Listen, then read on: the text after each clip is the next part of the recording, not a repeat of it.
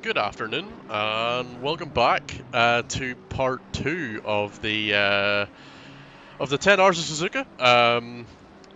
As you can tell, Mac is no longer here. He has been replaced by someone better. Um, that someone better is me, who is the best commentator in Toga. You know, everyone shouted from the hills. um, yeah, to be honest, I haven't really been too up to date on what's been happening. I know there's been a lot of incidents. I think I'm in the box from 4 p.m. till 7 p.m. BST. So yeah, you've got me to look forward to. Good evening, everyone. Hi, Mike. How's it going? As we have a look straight up, there's a battle for P13 between the Mustang of Dietrich and the McLaren of Kraus. Looks like that's been quite the fierce battle. Mustang definitely faster in the straights around Suzuka. McLaren will have the corners for breakfast. Hello Zeta, welcome in. Yeah, sorry, I've had PC issues all afternoon. I had to reinstall ACC and a whole bunch of other stuff I had to sort out. So, dealing with that, which is always fun. But looks like we're all good now, so hopefully there's no stream issues. As we have a look at the order, there's quite the timing splits from all the drivers. P1 is Sebastian Zahenner of SimRC.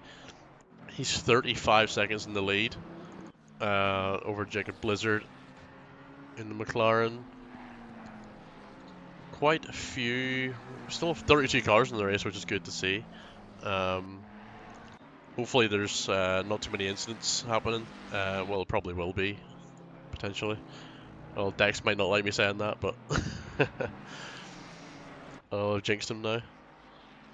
Hello. My Porsche Red Bull Ring Nemesis. Welcome back, Luke. It's Red Bull Ring in the World Tour next week, so I'm going to have to be... gonna have to have a rematch. Are you in the World Tour Season 2, Luke? I'm not sure. If you are, we can have a rematch at Red Bull Ring on Friday. I sadly missed Alton Park last night as I was at a concert last night, which was really cool. So thankfully my voice is still okay. But no, it's all good. How are we doing? Just having a sort of look at what the current standings are and what sort of what penalties have been applied and so on, just to get myself fully up to speed of what's happening. Yeah, I hope you all are enjoying the show.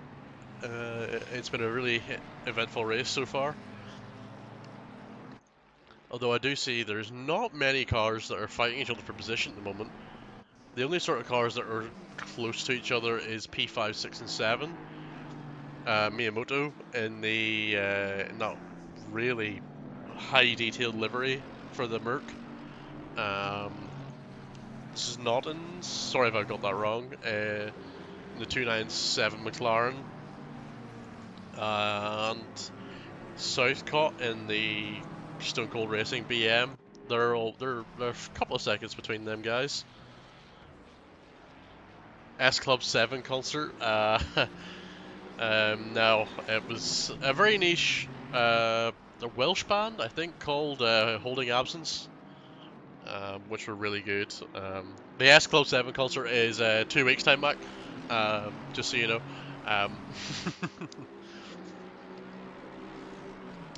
You're not in the World Tour up until this month and multiple races a day every day. Aye, fair enough, you gotta take a break at some point. Yeah. You can't overdo it. Not doing the World Tour, although race 1 was okay, race 2 there was obviously, as everyone's aware, we've been having a few server issues that Dex and the team behind the scenes are working to sort out. I got caught in that in round 2, and then round 3 I haven't been taking part in, so World Tour's kind of in the bin for me.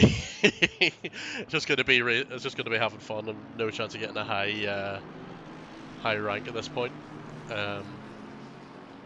race driving LFM. Yeah, I think most people here do some sort of LFM. I haven't done as much lately myself.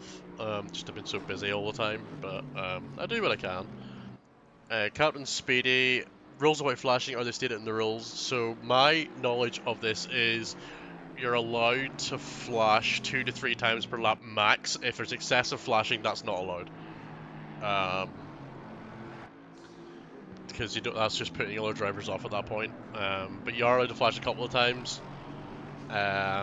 Especially, I think if someone's... Yeah, as Max said, as long as it's not excessive flash, I think you're allowed to do it a couple of times over the course of one lap. As far as I'm aware, I don't think it's been changed since I have that knowledge, but yeah. Mike said, does TOGA use Elephant Bop? Yeah, it does. I don't think there's any races that we don't really use Elephant Bop. It's just because it's the sort of the standardized one and the sort of the best BOP. Yeah, that's it. Good race so far. From what I've seen, there's been a number of incidents and battles happening across the board, although it's starting to thin out, as with endurance racing. It's bound to happen at some point. This battle for P11 is going on for Remy Papin in one of the nearly 2 Mustangs in the race is being chased down by Elmstrom. Sorry, I've got that wrong. In that really colourful Aston Martin. It's a really nice livery, actually. Just see the Mustang not as fast in the corners, which is to be expected.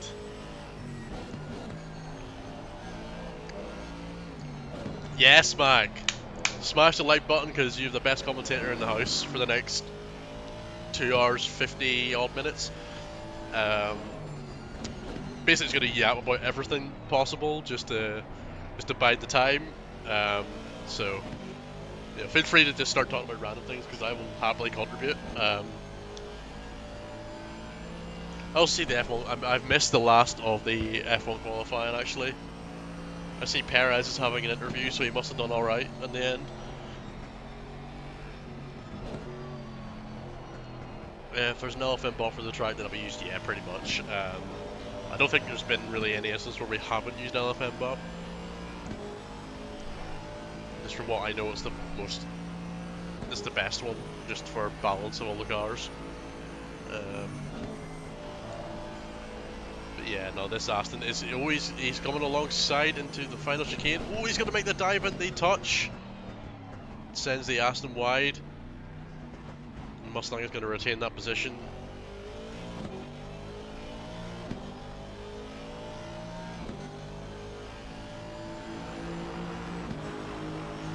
Does it qualify as the same as you are a blue flag car behind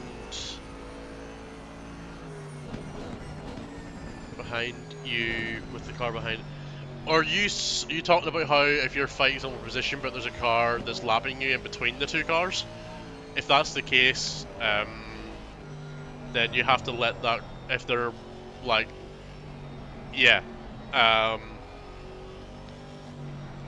I think it's the case that if the car is trying to lap you 0.4 seconds behind you, you have to give way at the earliest and safest convenience. Yeah, fighting for position, it makes it a bit more difficult, but it still has to be done. It's quite a difficult place to be in. And Zeta is correct. There is some nice moistness on the radar.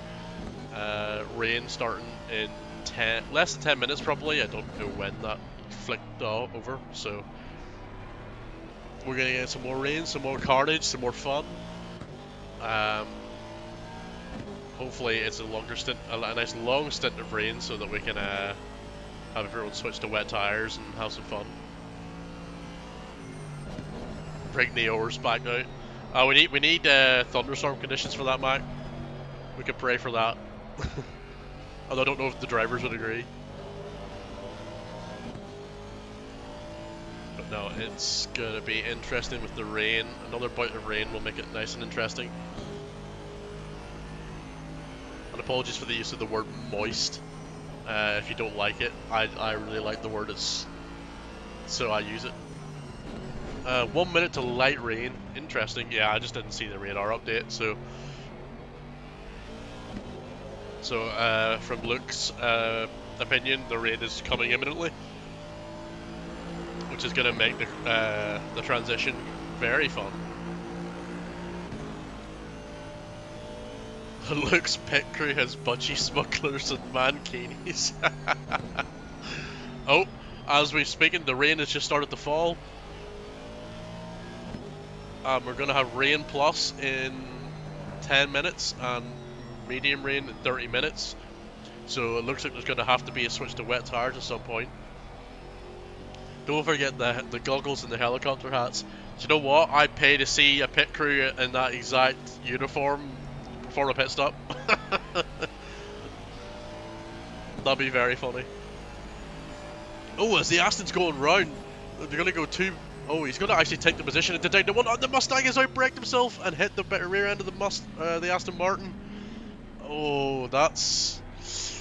Yikes. I would assume that's going to get reported. I'll be up to the steers to the side that one, but what it looks like is the Mustang just brakes too late and just hits the rear of that Mustang.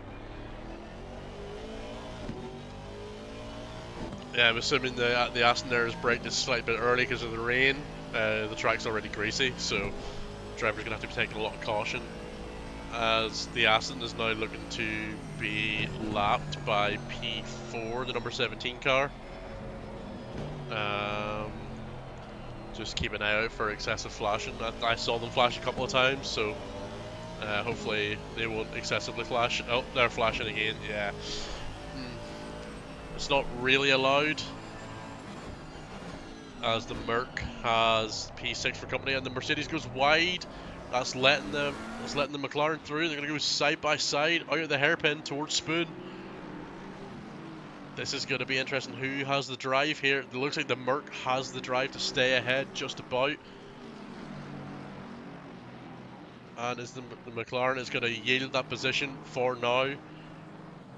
That looks like a back marker of the P18 is behind them as well. That was quite the side by side there. Well done to the guys for not hitting each other. It's quite slippery. Yeah, it looks like the track's already greasy, so I'm sure the cars are sliding about a lot. And the switch to enters, or not enters, I'm thinking in F1 terms again or already. My apologies. The switch to wet tires is probably imminent. Within the next 10 minutes at least. As looking on, the McLaren of Znotins is just behind that Merc and just cannot seem to catch. The grunt of the Merc keeping it nice ahead. That's the car coming out of the pit lane there. Oh, the Mercedes and the McLaren both run wide. All the cars there coming up towards turn 1 running wide. The track is starting to get quite slippery now. It's going to make it very interesting here. Who's going to bite the bullet first and jump to wets? And will it pay off?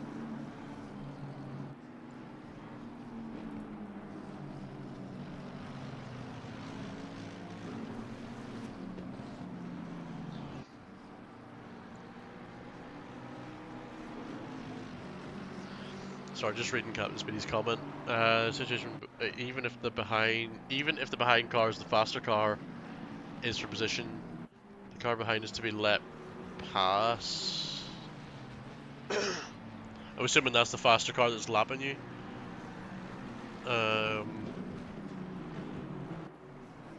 Yeah, it's just the overflashing just isn't allowed.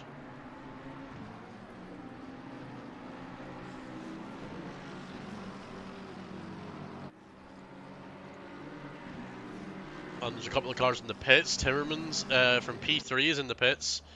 How long has he been stationary for? He's just stopped. I'm assuming he's switching to enters. Or enters wets. Come on, Barry, get it together. Quite a few cars coming in. P10, 11, 12 all in. I'm assuming to switch to wets as well. Or has...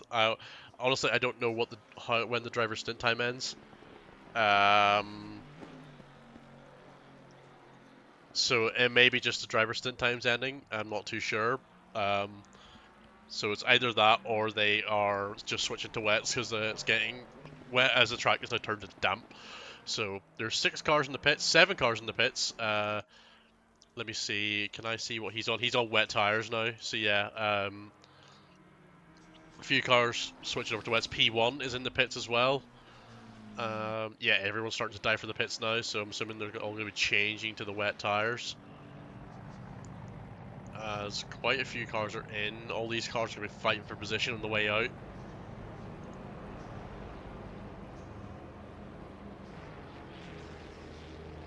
I think this lap was the time to pit. Okay, I wasn't sure about the driver stint times and how long was left, but we'll go with that.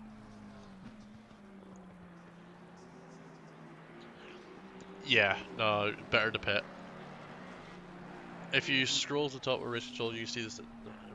Am I?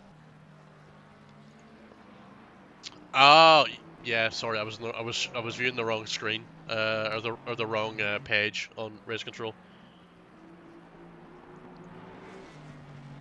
Yeah, I can see all the stint timers now. It seems that there's a couple of people pitting for the stint timer being ended, but a lot of them just seem to be pitting for the wet tires. So that is good. That is good to know. Thank you, Mike. I forgot about that because I always look at a slightly different screen in race control, and then I flick around depending on what I need to look at.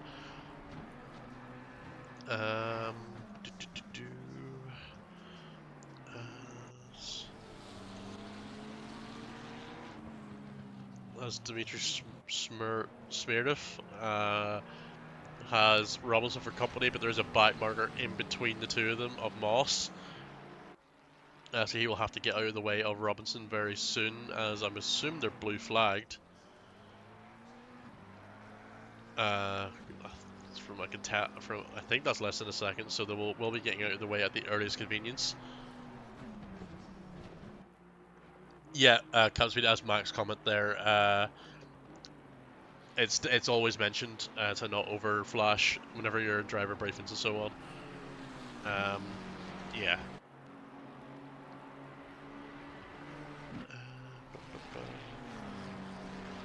Sorry, just going over some.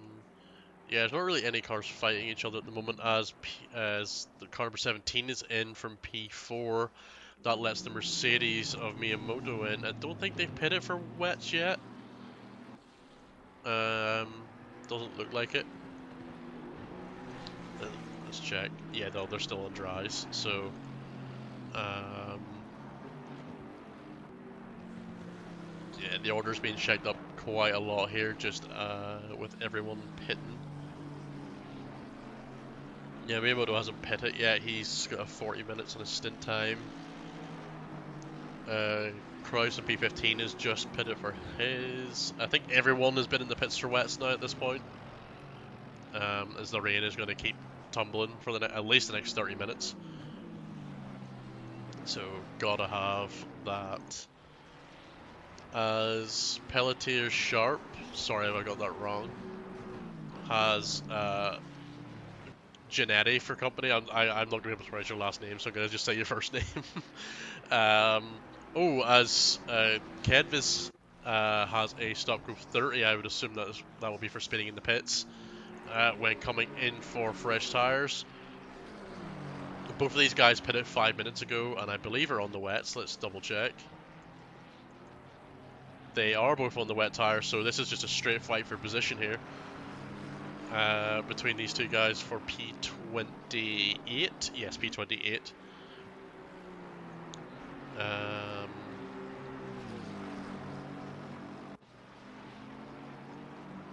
It is indeed. Rain in Suzuka, yeah, I think the first hour and a half of the race was also in the wet, and it's just now started to rain again, so it's making for quite the interesting race. As Pelletier Sharp is still holding on to that P28 at the moment. From that, it's getting a big drift out of the final corner there. That's going to compromise his run down to the first corner, so that he will not have, shouldn't have an opportunity to go for the move. As yet, he's just opting to funnel in behind as Miyamoto is now in the pits for the wets. But I'm wondering, is it too little, too late? As the cars that have been out in the wets for the last couple of laps will have been faster than him. As he will just be all over the place on the dry tires at this point. So I'm not sure that was the best move. I guess we'll just have to see if it pans out or not. As he's probably going to come out around P7, P8.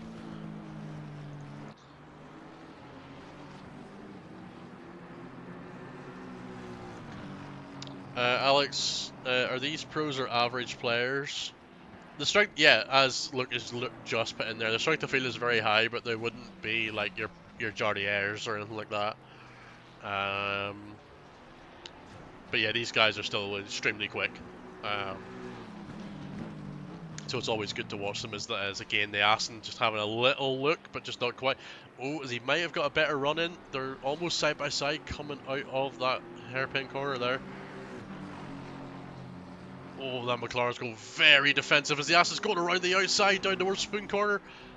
This is getting quite interesting. He's going to say, who's going to break better here? Oh, the McLaren has went wide and the Aston's still there. The McLaren's going to have to be mindful of that as the Aston's got the inside line. Who has the better exit now as the Aston takes that position? But the McLaren will have had a good enough exit to try and fight back towards 130R. I am not sure. That looks like the Aston's going to keep that position. That's a great move by the Aston. But looks like the McLaren. Oh, the McLaren gets a big drift there. Any chance at making a move into the final corner? He's going for it anyway. He's going for the dive. He's.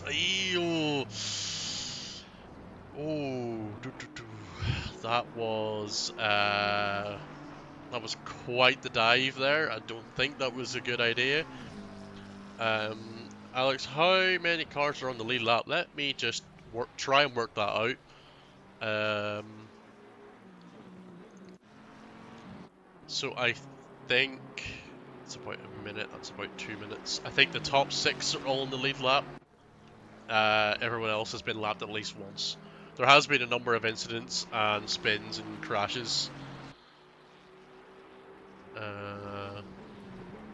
So yeah, top 6 I think are all in the lead lap. Stewards, come on, drive through. What's that in reference to? Press.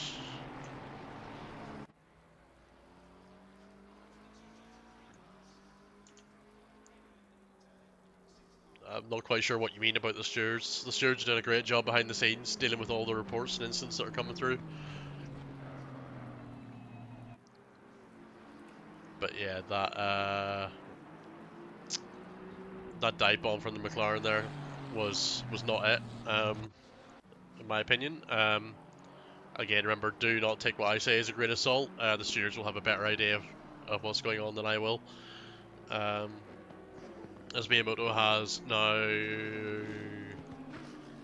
Osakir? Sorry if I'm getting that wrong. In the Noobs R Us Lamborghini. That's a fantastic livery. That is a brilliant livery. I kind of want it.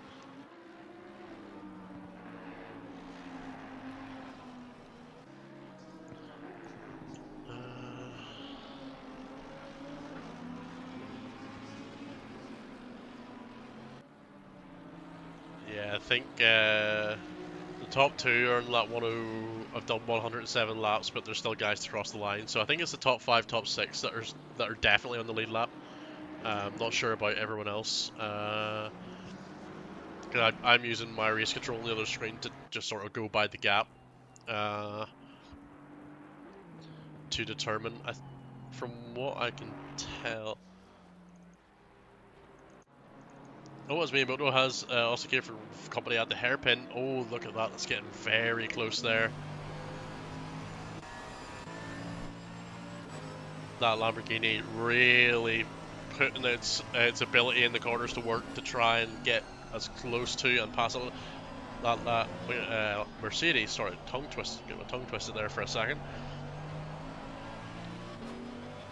Yeah, Lamborghini putting that Mercedes under pressure. as Robinson has got past Smirnoff. He has some damage, so there must have been an incident there, potentially, as he has lost a few seconds. I'm not quite sure how.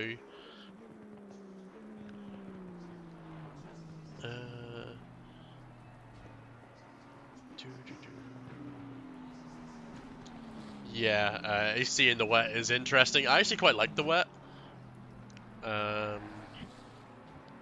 It makes it more interesting, and the physics for it are actually quite fun.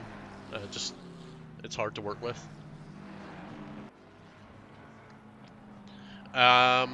Let's go Sky Sim Sport. Who's driving for Sky Sim Sport? Oh, that is P2. Jacob Blizzard in the 47. These paid by teams or race for fun, semi-serious. So at TOGA we have a number of championships that are free, and this one I believe is pay per entry. So this is an endurance league. There's a number of races, but you don't have to do them all, and each one of them is a paid entry. So paid entry races always have a higher strength of field because more serious drivers will enter with a chance to win cash prizes and stuff. But TOGA has a number of different things as well that aren't paid.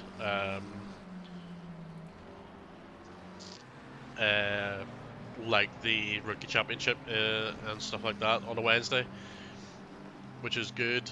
So yeah, over here we accommodate for both aspects.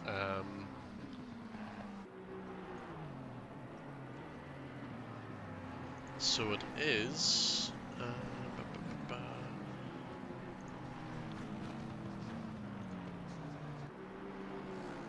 Yeah. I was cutting back to the battle for P7. Yeah, P7 is also here. Has just went round the outside of Spoon. That is a wonderful move, especially in the wet. That was fantastic. But it looks like Miyamoto might have a slightly better drive. Coming into 130R is going to back out of a move there. 130R is difficult to overtake, but especially in the rain. He's going to just back out and wait for an opportunity to strike as they head into the final chicane. Only about 0.3 of a second separate both cars.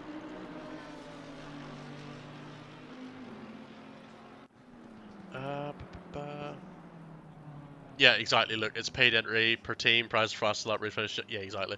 310's got red ping. I'm assuming it's because their connection isn't fantastic. Is there a 5-hour price of 50%? No, you enter the race to do the entire race. You can't just... I mean, if you want to pay the full price and just do half the race, that's up to you.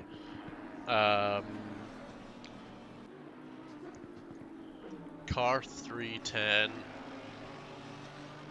Car 310 is not telling. There is a little bit of slight jittering just because we've had some server issues for the last couple of weeks, and we managed to get a server that won't disconnect drivers, but it isn't. There might be some slight jittering. Is all, but it's all good. Yeah, look, their current driver has bad internet. That's all. Yeah, he's on the Spoon's Wi-Fi, as Alex has said, which is great. As that Mercedes is nearly pushing that Lamborghini around the hairpin. That's just the Mercedes getting a little bit frustrated there. Thankfully, no contact looked to be made. It's just Lamborghini is doing enough in the corners to hold that position. Heading into Spoon once again. Mercedes right behind him, trying to go wide to get a better exit up towards 130R. It looks like the Merc might have got a better exit there. As P14 Chef has a drive-through and is currently serving that. Is that for TOGA Esports? It is for TOGA Esports. Serving that drive-through. It's just getting out of the way, essentially. As they're going to go... As the two cars are going to go, as the Mercedes outbrakes itself just a little bit, and that's going to let the Lamborghini keep the position. That's great driving from the pair of them, and great awareness from the pair of them to not have any contact whatsoever. Just to leave the Mercedes just slightly outbraked himself, but has kept it all good. Oh, but the Mercedes is going side by side, near enough again through turn 1 and 2. But okay, that Lamborghini's cornering ability is just keeping it ahead. You can just see the ability compared to the Mercedes that Lamborghini has. Smirnoff has had a spin. What's happened there? I'm not quite sure. There doesn't look to be any more damage on the car. Might have just had a spin in the wet, as he has lost a couple of positions. Yeah, as this is the only really battles happening on tracks. We're just gonna keep following this for a little while, as it's very entertaining. Chairs track limits for us. Yeah, I'm assuming it is. Yeah,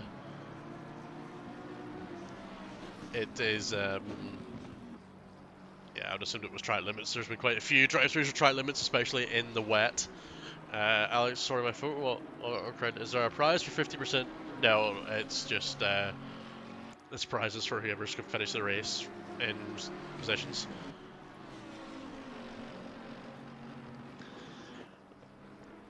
Mank. Don't get started on alcohol, Mank. Oh no. Maybe he was on the vodka. He might have been, you never know. Drinking and driving, even if it's sim racing, isn't probably the best idea. It's definitely not a good idea in real life, don't do that. Sim racing is probably not good for you either. Technically not illegal. Still probably not good for your race performance. As that Lamborghini goes very wide out of 130R, letting the Merc back in, and the Merc, is he going to outbrake himself this time? They're side by side. He hasn't outbraked himself, but he's going for the switchback out of the final chicane.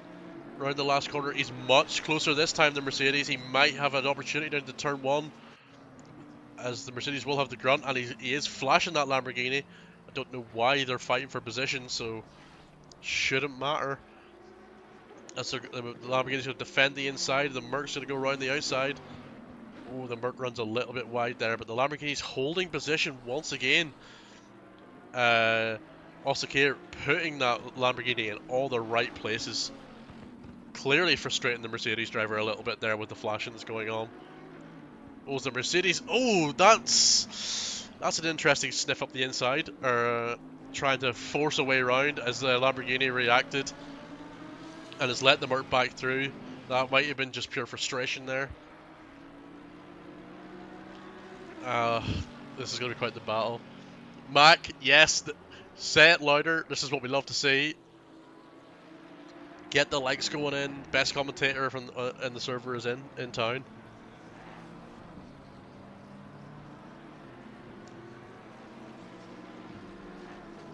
To be fair, my screen says 1 like, so let me refresh YouTube.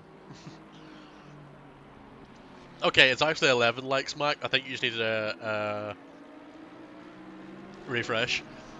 Yeah,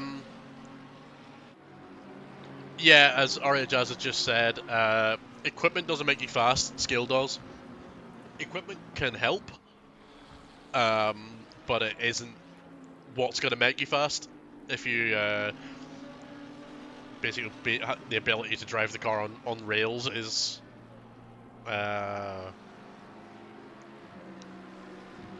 where you get all the time.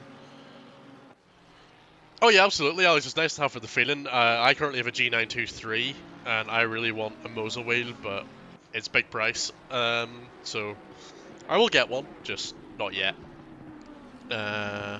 Emerius, I was first like, nice one. See, do we need to come and join in on the best comms team possible? You're always welcome.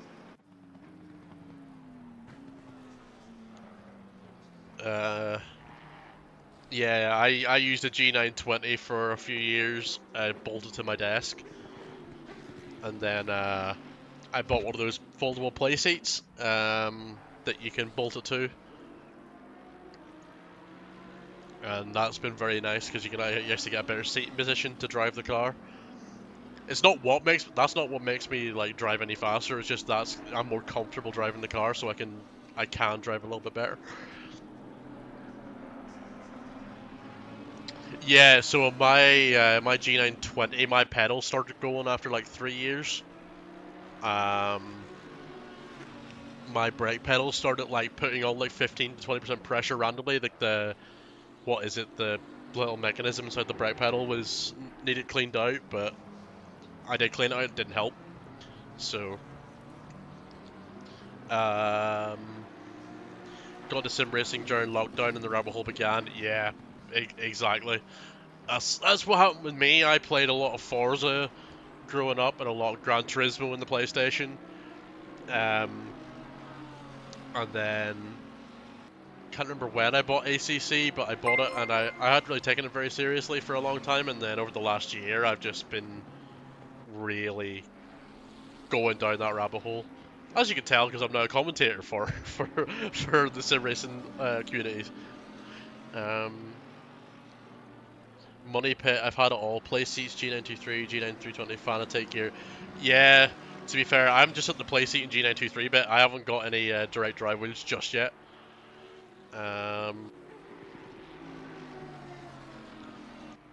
So it does. I will get a direct drive wheel probably next year, but I'm not getting it yet.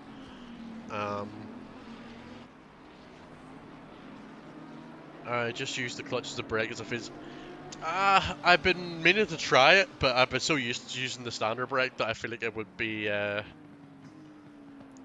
weird.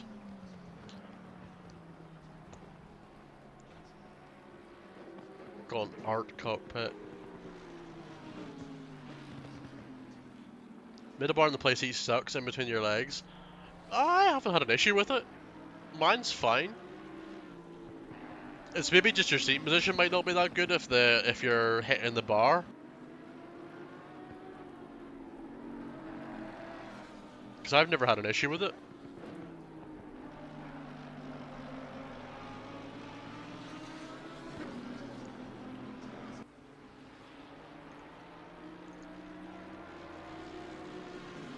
Let's see let's go back to what's happening on track. I've just been yapping for the last 10 minutes. Yeah, really, all the cars are pretty spread out at the moment. We still have 32 cars in the mix. We're just over 4 hours gone. 113 laps completed for the leader. And Miyamoto still has the Lamborghini for company. These two are going to be getting on each other's nerves at this point.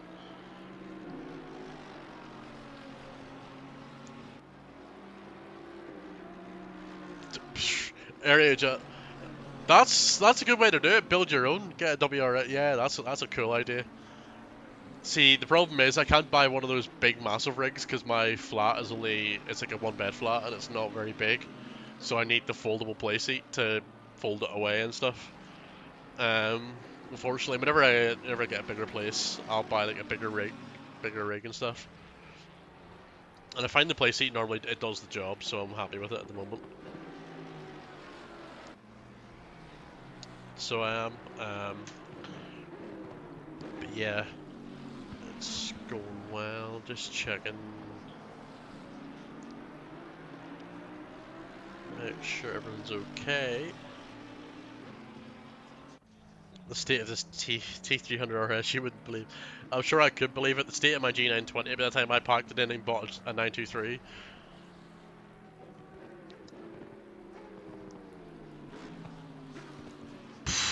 I'm surprised that T300 is still going. Look, if you've done like 15,000 hours on it. I did about 1,500 total in the G920 and the brake pedal started like being a bit of a pain. So maybe just the T300 is just built different.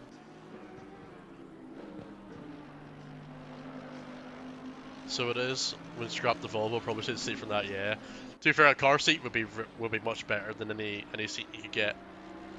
They're more built for comfort.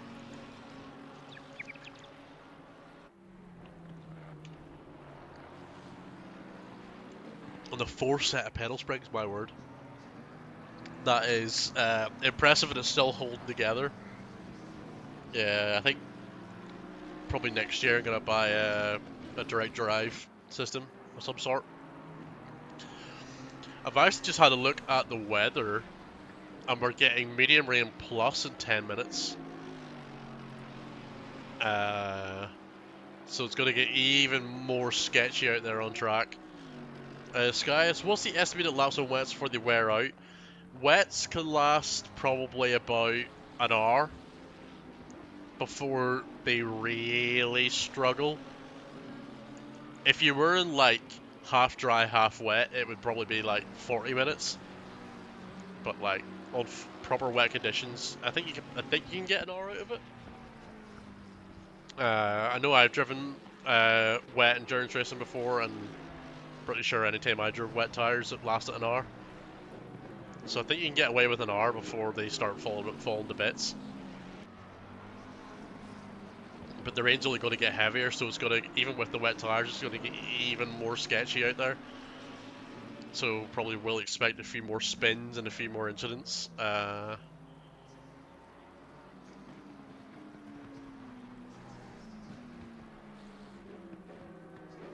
Oh, interesting. Look, I've never played GT7, but I've watched what do you call Super GT play it quite a lot, and it looks like fun. But I don't have a PS5. I don't plan to buy one, so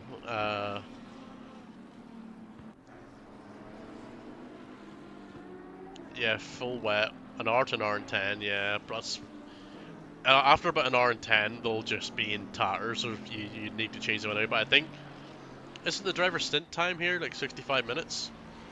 As far as I know, that's a McLaren just on the gravel there.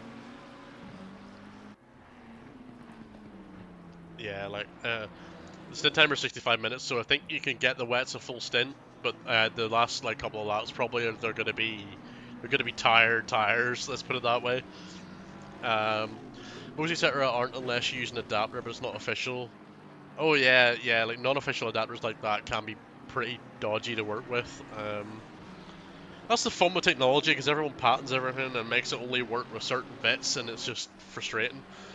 So you can't just do your own thing. Yeah, 65 stint. Yeah, I thought as much. I just couldn't remember off the top of my head. But yeah, so everyone will have to pit.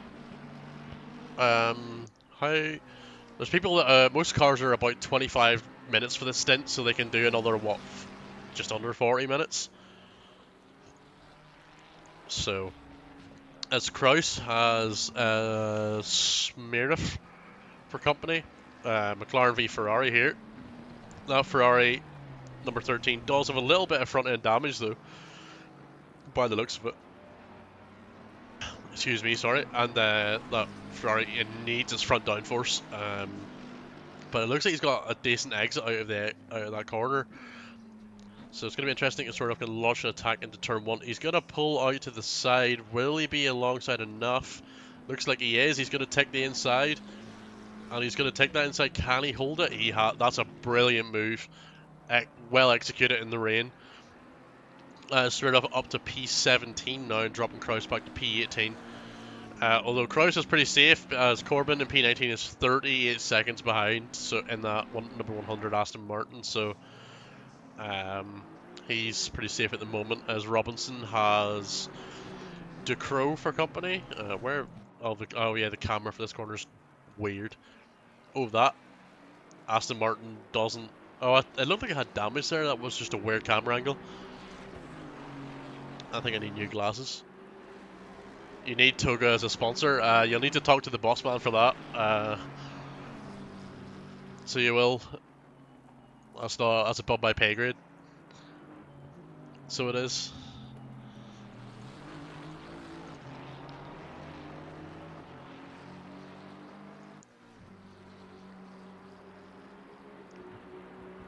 Oh, is that Kraus your teammate? Ah, nice. He's the developer of ACC Drive. That's cool to know. I actually bought ACC Drive last month. I've only used it once.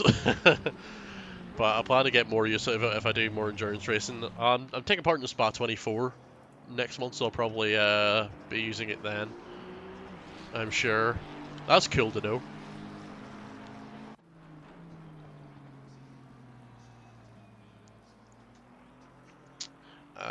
Yeah, so if anyone in the chat isn't part of the TOGA Discord,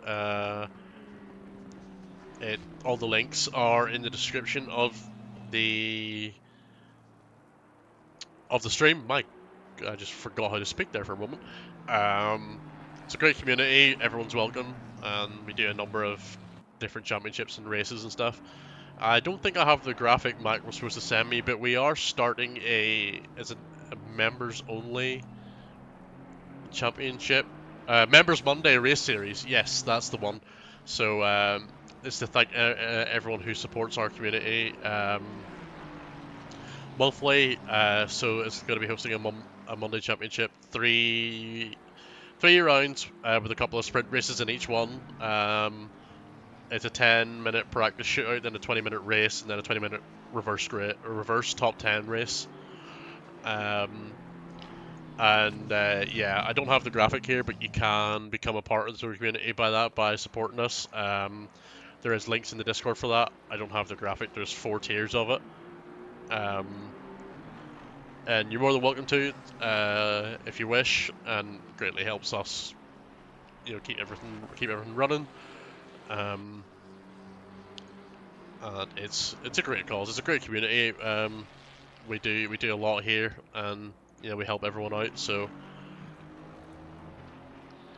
yeah, feel free to do that. I apologize, I don't have the graphic. I think I just didn't get a chance to sort it out earlier.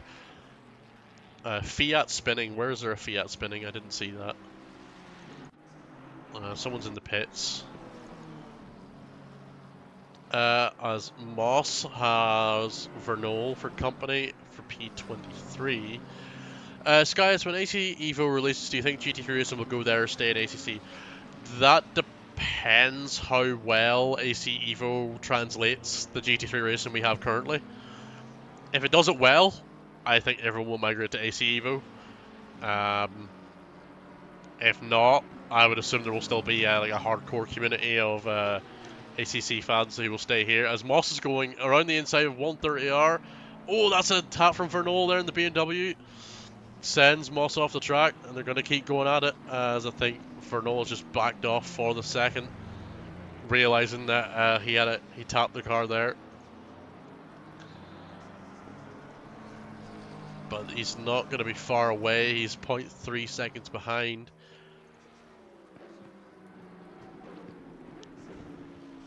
And making a run down towards turn 1. Is he going to...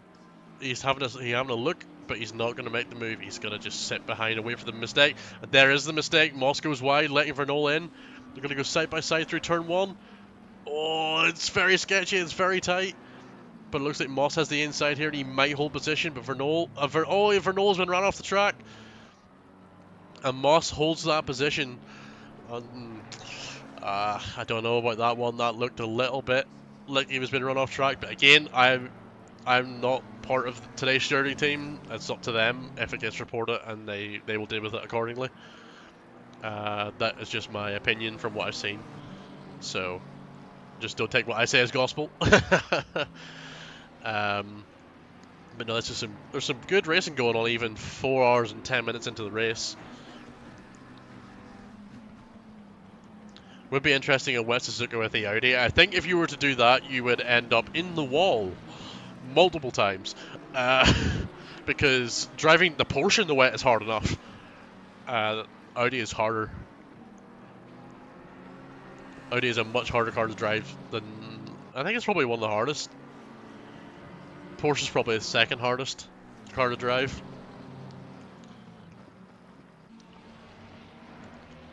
Barrier, yeah. It's gonna end up in...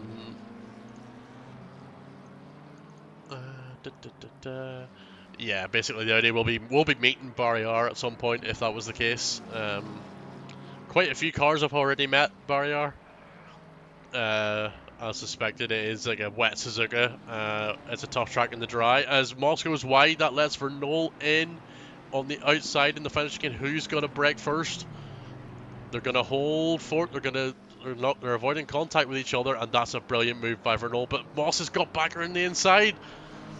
They're gonna go side by side through the last corner. This is brilliant racing here. Oh, this is very, very close. They're side by side. Who's gonna win out here? As it looks like Moss is gonna try and hold the inside line here, and Vernol's gonna hold. As Moss, Again, looks like he's run the BMW off the track there, which is not good as the BMW sliding around now as the track's only going to get wetter and wetter at this point. As the Rain Plus will be coming soon. Oh, as Moss goes wide, that lets the BMW through. Has the BMW got ahead? He has. That's a great move by Vernol, just waiting for that one mistake to open the door enough to get the position done. As he now takes P23 off Moss. It's a great move.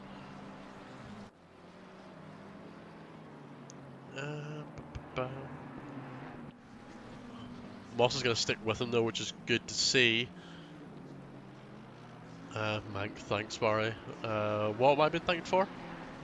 I'm not quite sure.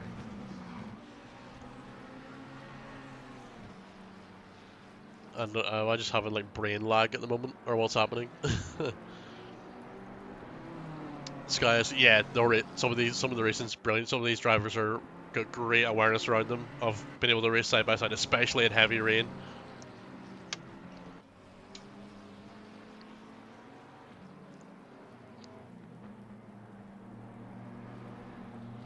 Apologies, I just had to cough a little bit. But I've just noticed the leader, Lucas Road in the 76 Aston Martin for SimRC, is 59 seconds ahead of P2, which is quite insane. And if this keeps going the way it's going, he could lap P2 potentially by the end of the race.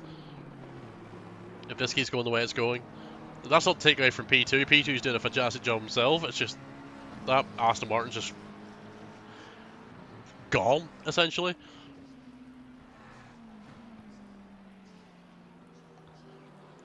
Jacob Blizzard for the Sky Sim Sport in P2. Timmermans for the Sim Racing Belgium team. It's a great livery as well. Oh, he's got a little bit deep turn at the last corner there. The car behind him is a bike marker, so he's got no threat for position at the moment. As Vianney, he was in the pits not that long ago, I thought. Yeah, he was in the pits like 5 minutes ago. I wonder, did he have a crash? Let's have a look. Yeah, he's had a crash, his bonnet's flapping. That explains a lot. Unlucky for you, my friend. That's not what you like to see. As Vernol has dropped Moss by like 2.5 seconds now. Which is quite the feat, really. As nobody else on track is really close together at this point.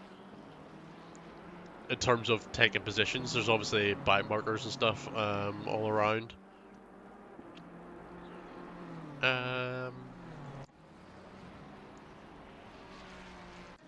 Miyamoto has held off P7. He's actually dropped the Lamborghini by 3.5 seconds. I wonder, has that fighting cooked the Lamborghini's tires a little bit too much?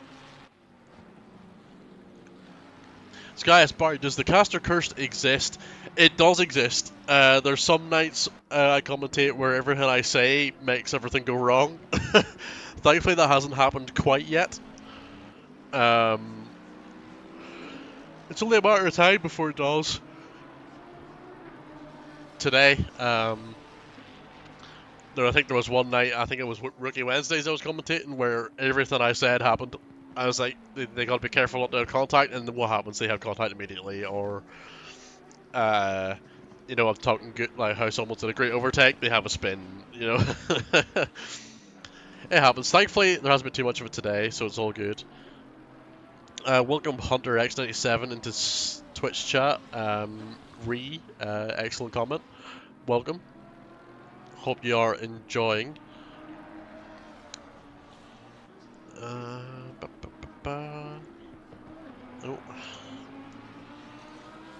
I'm just glad my PC currently isn't having any issues as it was earlier today.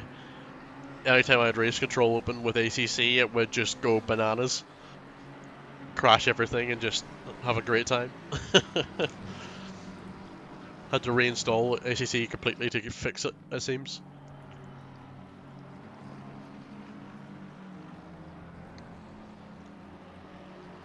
as we're having a look, is Vigiano has come out from the pits, P28.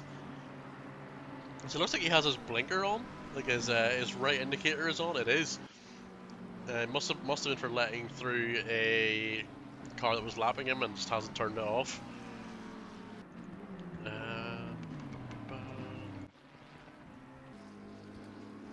Let me see, is there any recent penalties happened of late? I see there's a couple been added recently, so let's have a little look.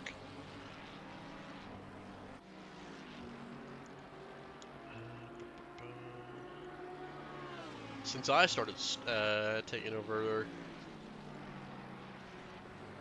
10-second penalty for car 100 for crashing into the back of car 50. 20-second penalty for causing a collision car 88.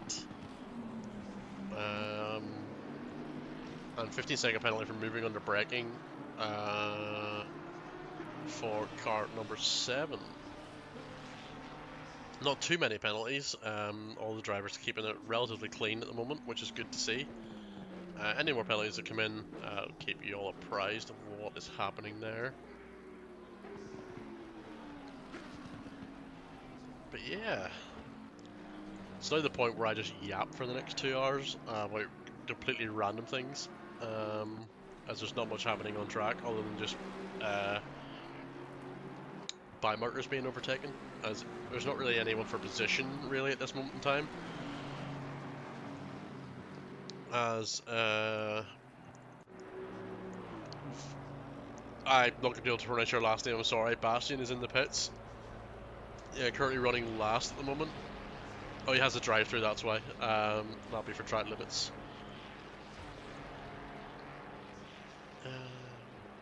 As Lucas Ruoter P1 is actually just, it's now over a minute he's ahead of P2, which is kind of wild. As it looks like only the top 4 cars are in the lead lap anymore. Yeah, it is. That's correct. Only the top 4 cars are in the lead lap. Everyone else has been lapped, which is pretty mental if you ask me. To be fair, it's almost the same as the 2.424 series we had. I think it was it Donington, where I think I finished in the podium in P3, and P1 and 2 lapped me, and I was in P3. I think Luke Wilson was one of them, who's in the chat. You know, like, even though I finished pretty high up, you know, I still got lapped. So probably something similar might happen here. Like some of these guys at the top are fast drivers.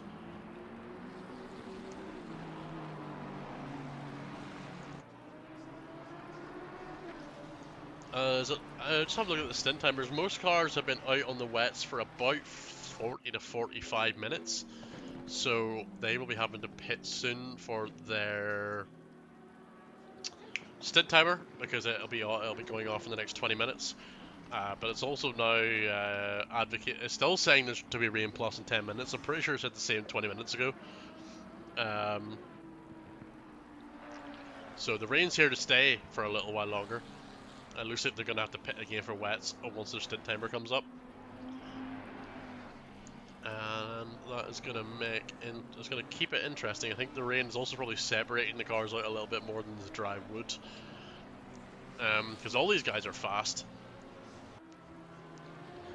You know, like I'm looking at all their fast laps in the dry, and they're fast drivers. Like I couldn't even get anywhere near most of their times. So I couldn't. But it's now.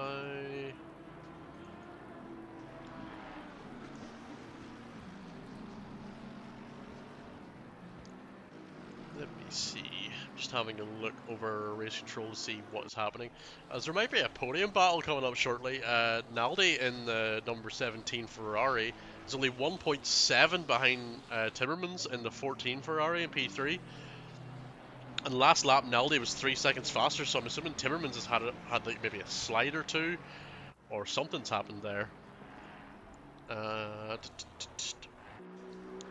There's been a penalty for car 297, 10 seconds for spinning car 472. I'm assuming that is overtaking a bite marker. So I wonder, has Timmermans cooked his tyres? Because Naldi has closed the gap to a second now. Timmermans has been out one lap longer on their stint. Just wondering if the tyres are becoming a little bit cooked. A little bit too well done for the car's liking. As we know, the car likes their tyres at a medium rare temperature and pressure. I love how I've just compared tyre pressures and tyre temperatures to steak. That's where we're coming to, and we're only an hour in. Hello Barry, we thought we'd come and keep you company for a bit. Oh, hello. Yeah, you're more than welcome. We're an hour in and already talking about. I've already compared tyre temperatures and tyre pressures to how we like a steak cooked. Yeah, yeah, that's fair. Most of the time the tyres finish up massively overdone. Yeah, that's where I've literally just talked about is Timmermans at P3 has Naldi for company right behind him. It kind of looks like oh, whoa, what has just happened there? My game had a bit of a meltdown as Naldi's just actually taken the position for P3 down into turn 1. My game just had a moment there. I think it's fine now. You're still here? Yeah, I'm still here. It might have been me jumping into the server. Ah, potentially. Ah, it's all good then. Twitch looks a bit jumpy, but that might just be my end because I've got absolutely everything and anything open right now. Where did race control go? There it is. Sorry, I shut everything down so my computer didn't sit there consuming all the power in the world. Yeah. Guys, oh, there's like a minute less delay on Twitch. Yeah, it's just the way it is. Well, if our tires are compared to a steak, it's been incinerated. Yeah. I want. You hoping for some cooler weather coming through? I mean, the rain plus is supposed to be coming in 10 minutes, but it's been saying that for about 25 minutes, so I don't quite know where. It'll do this. The weather will weather basically. It's actually okay. It makes the whole track wet, and the wet itself isn't great. The way it's modelled and the way it will just do random things is actually quite cool. Yeah. It might not be the most perfect in terms of how the track gets wet, but it's pretty good in terms of the way it'll say, oh, it's going to get wetter in 10 minutes time, and then 40 minutes later it still hasn't got wetter. Yeah. I quite like it because it's like predictive weather. It's like, this is what the game thinks it's going to be, but will it be? You're going to have to find out. Lick your finger, stick it in the air, and see what happens. Pretty much. I'm just praying for thunderstorm weather. Oh, I've never actually seen a race in full like thunderstorm weather where the track is just flooded. Go back through TOGA history. If it doesn't get that bad, have a look back through the TOGA history on the draw races. There is a Formula GT Racing League GT2 race at Hungaro that was, well, I think I said this earlier, as I'm pretty sure Noah went past me in the ARC. Yeah, I've seen a clip of a thunderstorm race, but I've never actually like witnessed it, like watching it live, and it would be very funny to watch live. It'd be even funnier to commentate live. Oh, it's raining sideways. Yeah. Look, I quickly went and checked default wet preset and it said to put 29.5 psi. Yeah, that's a bit high. Yeah, I mean, you can run up to about 35. I mean, the wet preset is expecting a completely soaked circuit. I think the tyre pressures are often a little high. I think you want your pressures to be between 30 and 31 whenever you're hard racing. Any more than that, and they will start to cook. Yeah, we have actually seen somebody have a tyre failure on this game because they ran too deep into drier weather with wet tyres. That's funny. I remember doing if you end up beyond 40 psi for too long, they will fail. Yeah, I remember the 24 2.4 race at Donington. I had 3 slow punctures in the first stint. I was running the Porsche so hard over the curves. I just can't. I think was it my rear right? Was it like 23 psi by the time I pit it? It was holding at about 25 for a while because I was pushing the car so hard it was keeping the air in the tire, just about. Yeah, you can, but I presume it was probably getting very red. Oh yeah. It was Because getting red, it and then starts to move. eventually the pressure started to go down, and then by the time I pit it in the first stint, it was down like 23 psi. Yeah, that one, that's a track that will chew tyres. I was wait. Similarly, we find it at Silverstone. You come off the Formula 1 pit straight. If you don't have your tyres up to temperature and you do that too many times, it will chew your left front up. Yeah. Sorry, your right front, it will just peel that off the rim. Yeah, that Donington race, I was waiting for one of my tires to just go bang. Oh, hey ho. We have been vaguely following along on Twitch because it's been interesting. It's all really spread out at the minute. I'm assuming it's. I'm hoping it comes back together towards the end of the race, given there's Yeah, I five think and a half to go. the wet weather is just starting to spread the field out a little bit Yeah. more than we'd like. But yeah, this is why I'm just basically yapping at this point. Yeah, pretty much. I'm not really talking about the actual race itself. Unfortunately, it looks like car 17, Naldi, has not recovered very well after Ramine's early drive-throughs and what have you early on in the first stint. Yeah, they got pulled, didn't they? Car 17, Well, I think. I think it did. I'm pretty sure I saw Ramine on pole. I think it was. Yeah, no, I had it all. they were Oh, it involved in a doesn't couple tell of me, does it? incidents, Because it's and not. yeah, they had a couple of incidents in Yeah. drive-throughs and stuff, and yeah. Yeah. Sorry, I thought I could see that, but I haven't had race control going since the start, so. Yeah.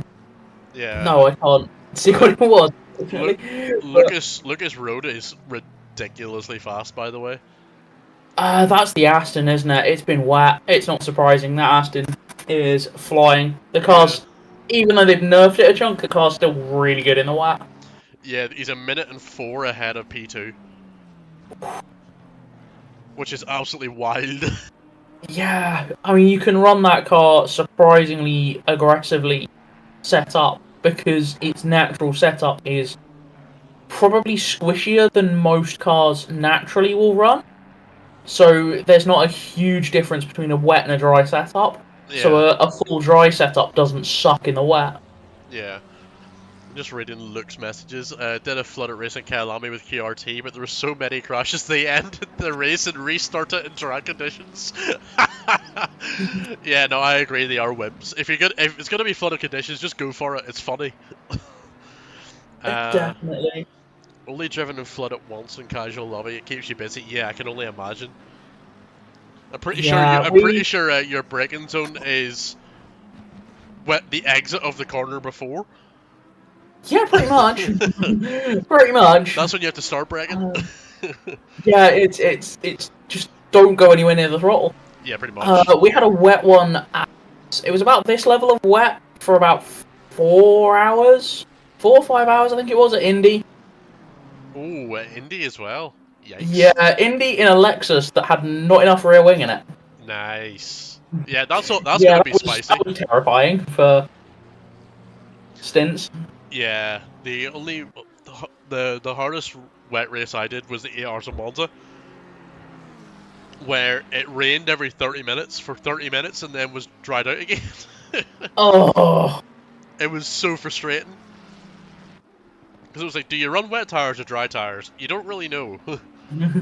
Yeah, you either have to just pit and follow the weather and hope you can make up the time difference of pitting like every half an hour. What we did was we basically just ran wets for most of the race, even when it was drying out. We just sucked it up whenever it dried out because it didn't fully dry. It never like fully dried out. Yeah. Sky is ACC wet physics as realistic as iRacing? Is it like you just drive the dry line but slower?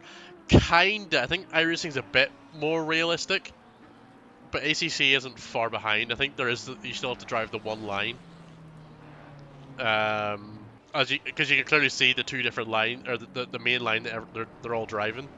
Yeah, we've not driven it, but from what we understand, the iRacing is very much a case of when it gets really wet, stay off the racing line because you have wet rubber and that Yeah, gets really slippery, so you actually have to start running offline to keep traction. yeah. I And think then you have to kind of slowly edge your way back online as the track starts to dry out. I think it's a little more realistic in that sense. But overall, Um, they're not far it's behind each other. not too bad. Nobody's managed to get the part wet track, part dry track sorted yet, which would probably be the next big thing if anybody can manage it. Yeah, I don't know if anybody saw the Imola round for the WEC where they had like a third of the track that was just soaked, yeah. and the rest of the track was fine. Like Um, iRacing Rain is brand new. Yeah, it is. If they can update it and make it better, then it will start pulling ahead of ACC. But at the moment, they're pretty on par yeah, with each other. They're not I'd too say bad. I've not driven it, but I think the way that ACC's weather will shuffle itself around a bit more naturally, I think is quite impressive. But I think the way iRacing gets wet, gets dry, is a bit better. Yeah. So it swings and roundabouts 50-50 as regards to how it all goes. Oh, and that's a Ferrari with a lot of front end damage. Oh, which one's that? It is Robert and P31. Oh my, yeah. I'm sorry to tell you, Chief, but you've got no front downforce anymore. I'm fairly sure that front splitter is actually clipping through the ground. It might be. I think it's definitely not happy. That would definitely be like no radiators and all the bad things happening at this point. They've been I'm not having. sure that would have been drivable back, however hard you hit the wall. Yeah, they are 33 minutes into their stint. I would imagine they're gonna have to pit. There's no way you're continuing to drive that. No, it's tweaked the steering as well. You can see him fighting to keep it in a straight line. Yeah. You're gonna have to pit him. Sorry, he's actually just fallen into last now. The Bastian is overtaking him there. Yeah, that's going to be a long stop. Does he man? Ooh, just misses the pit entrance wall on the way in. Yeah. Is the pit entry board missing? It is. I wonder who took that out. It's not on my screen. It's not on mine either. I wonder who took that out because I'm pretty sure the stewards give a penalty for that. If it's been done maliciously, and I'm sure they will go back through and double check. Yeah. Um, if it has, that will definitely be a thing. It's not on. Yeah, it's not missing on mine, but if it's missing on yours, then it may have happened in the meantime. Yeah. There. Look, the actually ACC the way it works decently, but the racing line has still got a lot of grip. IRL the drop off is more extreme. Yeah, I would agree with you there. Crossing the dry line IRL is like a good 25% difference. ACC teams like 10%. Yeah, Yeah. I would agree with you. Like it definitely feels if you're on the racing line, especially in ACC in the wet, it definitely feels a lot more grippy than it should. But I'm not going to complain. Yeah. Sky, I think that the thing that would be lovely to see is the grass and gravel physics being improved. yeah. Because that's actually mildly infuriating at times. In this game, they're just like ice. Yeah, I mean the gravel traps aren't so bad, particularly if you can keep moving. If you stop in them, you do kind of bog down a bit. But the grass is just, yeah, you just hit it and it's just like I can't go anywhere near the throttle. We decided to give it a go. We ended up off the track, cranked the TC up to max, and was still spinning the tires up. Yeah. Skies, I remember in F1 2012 you had you had part of the track wet and the other dry. That's interesting. I think I vaguely remember that. I'd have to go back through it. I think we had it on the. Oh, crikey, I think we had that on the 360. Oh, now I feel old. I don't think I ever played F1 2012. I'd have to go back through the box of games that I've got kicking about. Can't remember if it even made it up there or not. But yeah, we got a few of them. They weren't bad. As I say, we came over from console, spent a lot of time on likes of Forza, the early motorsport games on the original Xbox. Yeah, that's where I started my like racing stuff. Was like the old WRC games, going through like the old Gran Turismos, the old Forza games.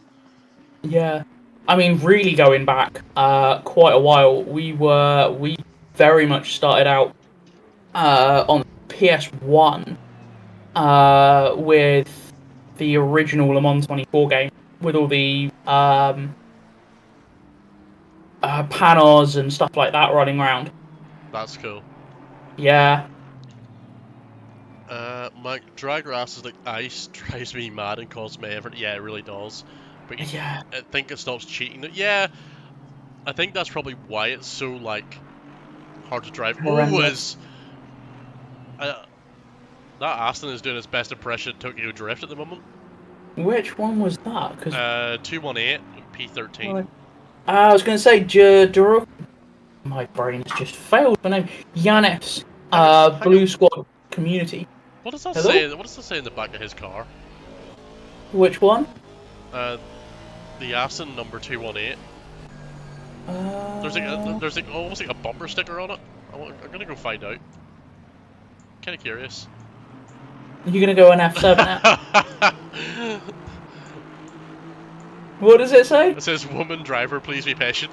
Aw. and there's a banana taped to the bumper, and that's really funny. No, I just saw that it looked like a sign. I was just curious as to what it was. Fair enough. I was gonna say that position between the two of them, that was actually for position. Yeah, Yanis has been. I saw that gap starting to drop down, and that's why I was watching the car, but I was too busy focusing on the bumper instead of the no, actual that's battle. fair. The actual battle. Yeah, so I think just knew it was coming, so just gave them space. Nothing major. Dropping back quite quickly. I mean, these are not easy situations as Jones leaves the pits in that Noobs R Us car. Funnily enough, we saw this battle earlier on to go and hunt down ours. This hasn't ended. Oh yeah, the Noobs R Us car was fighting the Mercedes of Miyamoto for quite a while as well, so they've actually dropped back a fair bit in that Lamborghini. It's just come through the pits. Oh, yes, suppose. Miyamoto, he's 56 minutes into a stint, so he'll have to pit shortly. There's quite a few drivers going to have to pit in the next lap or two. They're all just over an hour. Yeah, so there'll be a flurry of pit stops.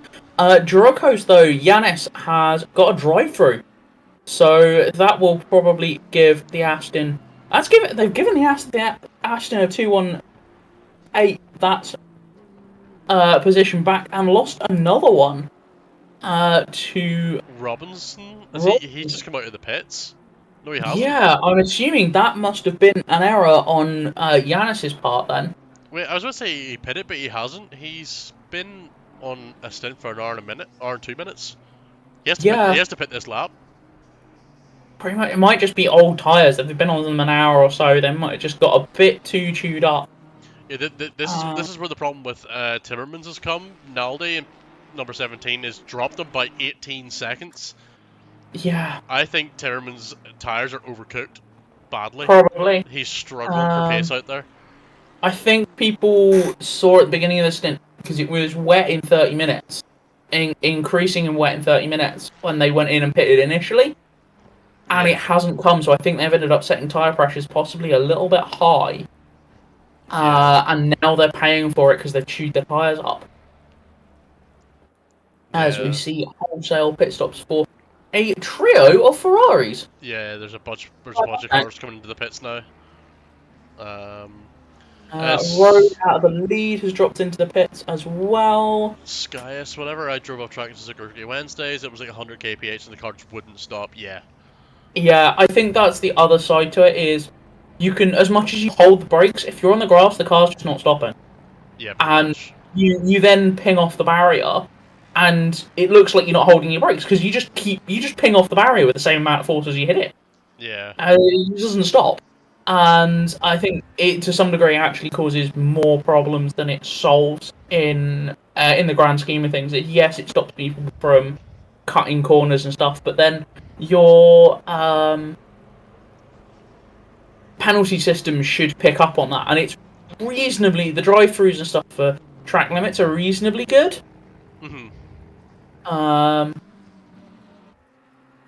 So I think it should, yeah. I think there needs to be something there, but it's not horrible. Well, Luke Wilson's about to get in the car. Good luck, Luke. Don't bin it. Ooh, enjoy. I'll send my right leg to the Shadow Realm. Good luck. If I remember rightly, Wilson has a 100-kilo throttle spring at the moment. Whoa! Throttle spring broke, and they only had a brake pedal spring to replace it with. Yikes. Yeah. Set throttle to a button, Mike. That's an interesting attempt, or an interesting strategy. You're gonna end up in the wall if you try that. I mean, if you spam it, you might be alright. Nah, it's too linear. You'll end up in the wall. Yeah. Good luck. Look, whenever you do get in the car. IRL wet grass is savage, and ABS doesn't deal with it. Yeah, it doesn't. 130 kg. Yeah, my brake pedal now has 70 kg spring. Yikes. I would have swapped the two round and put the 130 in the brake pedal and left the 70 on the throttle. I would have done the same. Honestly, one of the things that people do with 923s and 920s is to swap the throttle and the clutch spring round. Yeah. We might do that. Our throttle spring is a little bit light.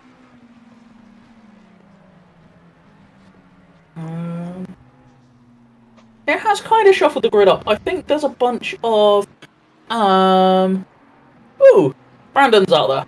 That's gonna be fun in this weather. Enjoy, mate. Yeah, Brandon's been out for about half an hour on his stint. Yeah, just spotted him in the list. Yeah. He's about a second off Vigiano and for P28. Yeah, having a bit of a moment and having oh no, that's letting backmark is a backmarker there to Gallio. But yeah, no. Wet weather, I think it might have got a little bit worse, but it's not by much. Yeah, I love how it's not gotten to the full next level of rain, but it hasn't got any. It certainly hasn't got any better. I'm just looking at the spray coming off the cars, and it has gone up a little bit, but that also might be because there's been a bunch of pit stops and the tyres are kicking up a bit more spray because they're not tuned. Yeah, but also like the weather thing hasn't changed in about 45 minutes. So it definitely looks like there's less of a wet line, less of a dry racing line out there. Yeah, the racing line is looking less and less apparent at this point. Yeah. Which would follow for that level of rain, and apparently it's going to get even worse again in 30 minutes, but... Yeah, although it's been saying that for about 45 minutes, that weather predictor has been the same for ages now. So who knows, whatever weather system ACC has decided to give us. Oh my word, that was close. What was that? Giannetti in the Aston Martin P26, the red McLaren behind him came out of the pits and he nearly took him clean out. Ooh. Which McLaren is that? I don't actually know which McLaren that is. I'm just going to cycle through the McLarens till I find it now. Which makes me... Youngbot? It's a red one? Was it a red one? I think it was Belgian sim racing team. Yeah, it is. Blue. It is. Yeah. They come out of the pits and whatever way they the car sort of jerked left a little bit and nearly completely wiped out the P26 as Luke Wilson is just getting into the car. Good luck, Luke. You got this. Just don't think about the Red Bull Ring race. Oh, that was great fun to watch. Oh, that was the best race of my life. I'll never do any better than that ever again. It's honestly like the 45 minutes of Luke just being right on my bumper was scary and so much fun. It was a hell of a thing to commentate and watch on. I'm not gonna lie, it was great. I'm pretty sure every lap at turn 3 we were side by side, and I could just punch it out of the corner faster than he could. Yeah, pretty much. I was 59.0 is the fastest lap outright. That's not bad going. yeah, that was whenever we had the dry spell in the middle. I think it might have been a little bit quicker earlier on. It might have been in 58s earlier on. Again, I'm just trying to remember what things were. I should have made a note of this. To be fair, Um, yeah, it might be faster earlier. My ACC has been crashing and doing stuff all afternoon, so Yeah, we as Yamamoto is in the pits, dropping yeah. down from 6th. Southcott's just gone past. I mean, it was in the pits. Nobody else looks like they have to pit in the immediate. Yeah, everyone else has pitted recently. A The only minute and only people that haven't 12? Wow. is that the gap to the leader, is it? Yeah. Oh, I depending on how the weather goes, and I feel like this is a little bit weather dependent because I think other cars may come back if it dries out. Potentially, very potentially, we could see everybody down to all the way up to 2nd being a lap down which at would the end of this. be wild. Like, that is a relentless level of speed. The last time by was 210.5. Yeah. Incidentally, Paduano was 210.44. Yeah, to be fair, he's just So, getting in the car, so he might take a little bit of time out of P1 if he's faster. yeah, I mean, we were talking tenths between those two. Oh, there's a car off. Ooh! Is it Is that the Merc? Oh, it's the Merc fresh out the pits. fresh out of the pits in the wall? Oh, Oh, do they or did they win the wall? That's a scary rejoin. That's a very scary. You could see though they were trying to get back on sensibly, and the rear tires lit up, and there was nothing they could do. Yeah, I don't think they actually hit the wall. I think the car looks okay. Yeah, I'm gonna jump back for a minute and just make sure. Yeah, I'm too scared to do like replays in case my PC dies. Oh, that's fair. I will find out. As he's now Looks... about to be lapped again by Naldi, number 17 in P3, as Guaglio. Sorry if I butchered that. Side by side into Degners. There's contact between the two of them. That should have been the back marker backing out of that well and truly. Who was it? Was it the McLaren? It was a red and grey, metallic grey and red McLaren. I'm not sure which Was it number Jack? it was. Was it Jack Humble? Because they were fighting for position. I'm pretty sure. There is a gaggle of that. I think it was might have been O'Reilly.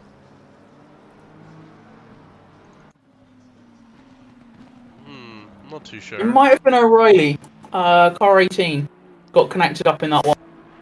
As you can see, the Ferrari of Robert has more damage. He's not having a good time out there at the moment. Oh dear. To be fair, I mean, I'm not gonna lie. It's wet racing is hard. Me and Matt were having a chat about this one before we started. Is do you run a dry setup and hope the rain doesn't last very long?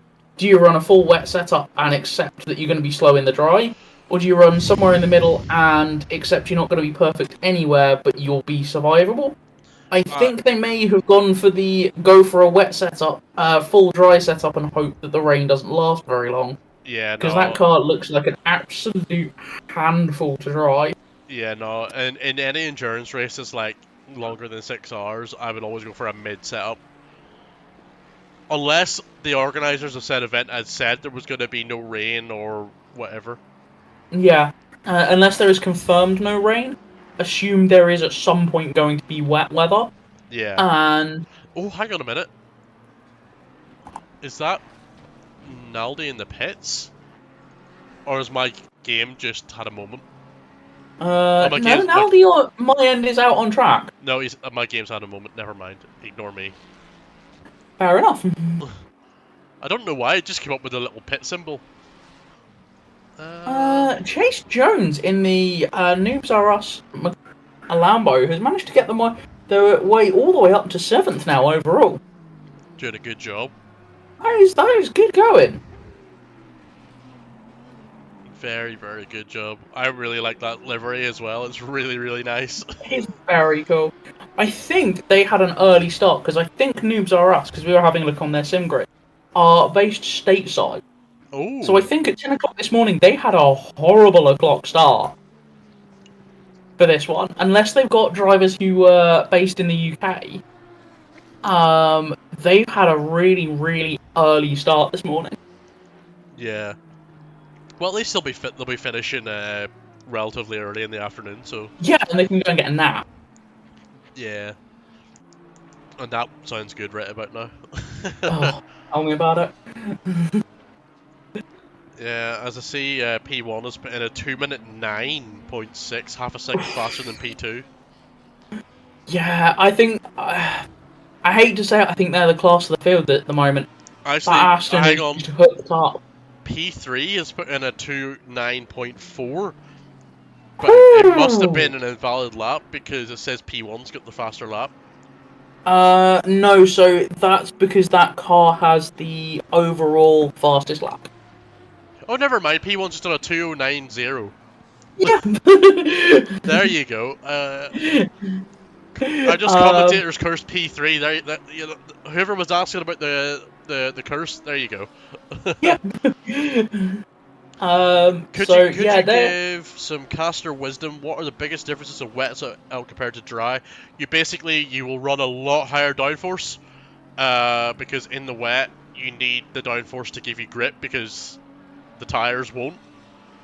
It's so your setups are generally higher wing, a little bit more understeery because the car's naturally going to want to oversteer. Yeah. And also generally quite a bit softer than they would be in the dry, because the tyres move around so much more on the wets than the dries. You have to compensate for that with the springs and the anti-roll bars.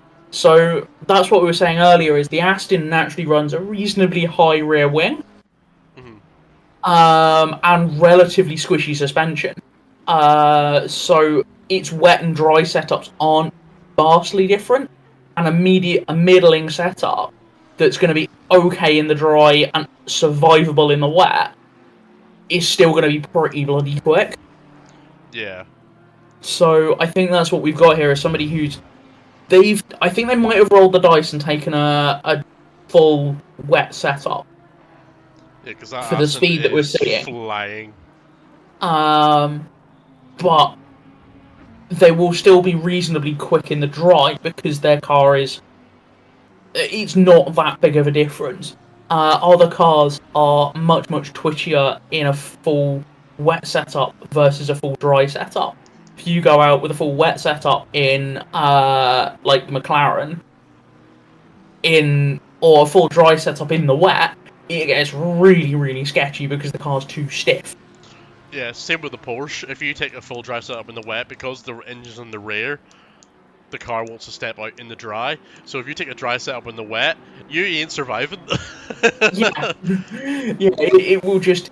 But then that's when you use the fact that the engine's that far back, and you actually set the rear springs quite soft, so that when you put the power down, the car actually squats into its rear suspension and gives you the extra, gives you the mechanical grip back. Because you're not going as fast, your aerodynamics don't have as much of a difference, which is why you have to compensate by cranking them up a lot more. Yeah. Because the physical speeds aren't there to make them work as efficiently. Exactly, and yeah, like as a Porsche main driver as well, driving it in the wet it's something. Yeah. It's not an easy feat. during the dry, you're almost trying to get all the weight off the rear axle. Yeah. Because of how much the weight changes as you burn through fuel. Yeah.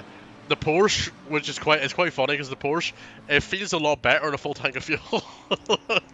Oh yeah, because you got so much more weight on the front end. Yeah, whenever it's like light fuel, the front end is so light the car just the rear end just wants to overtake the front end. Oh yeah, go have a look in the aero setup on if you want to giggle and kind of see how what we're talking about.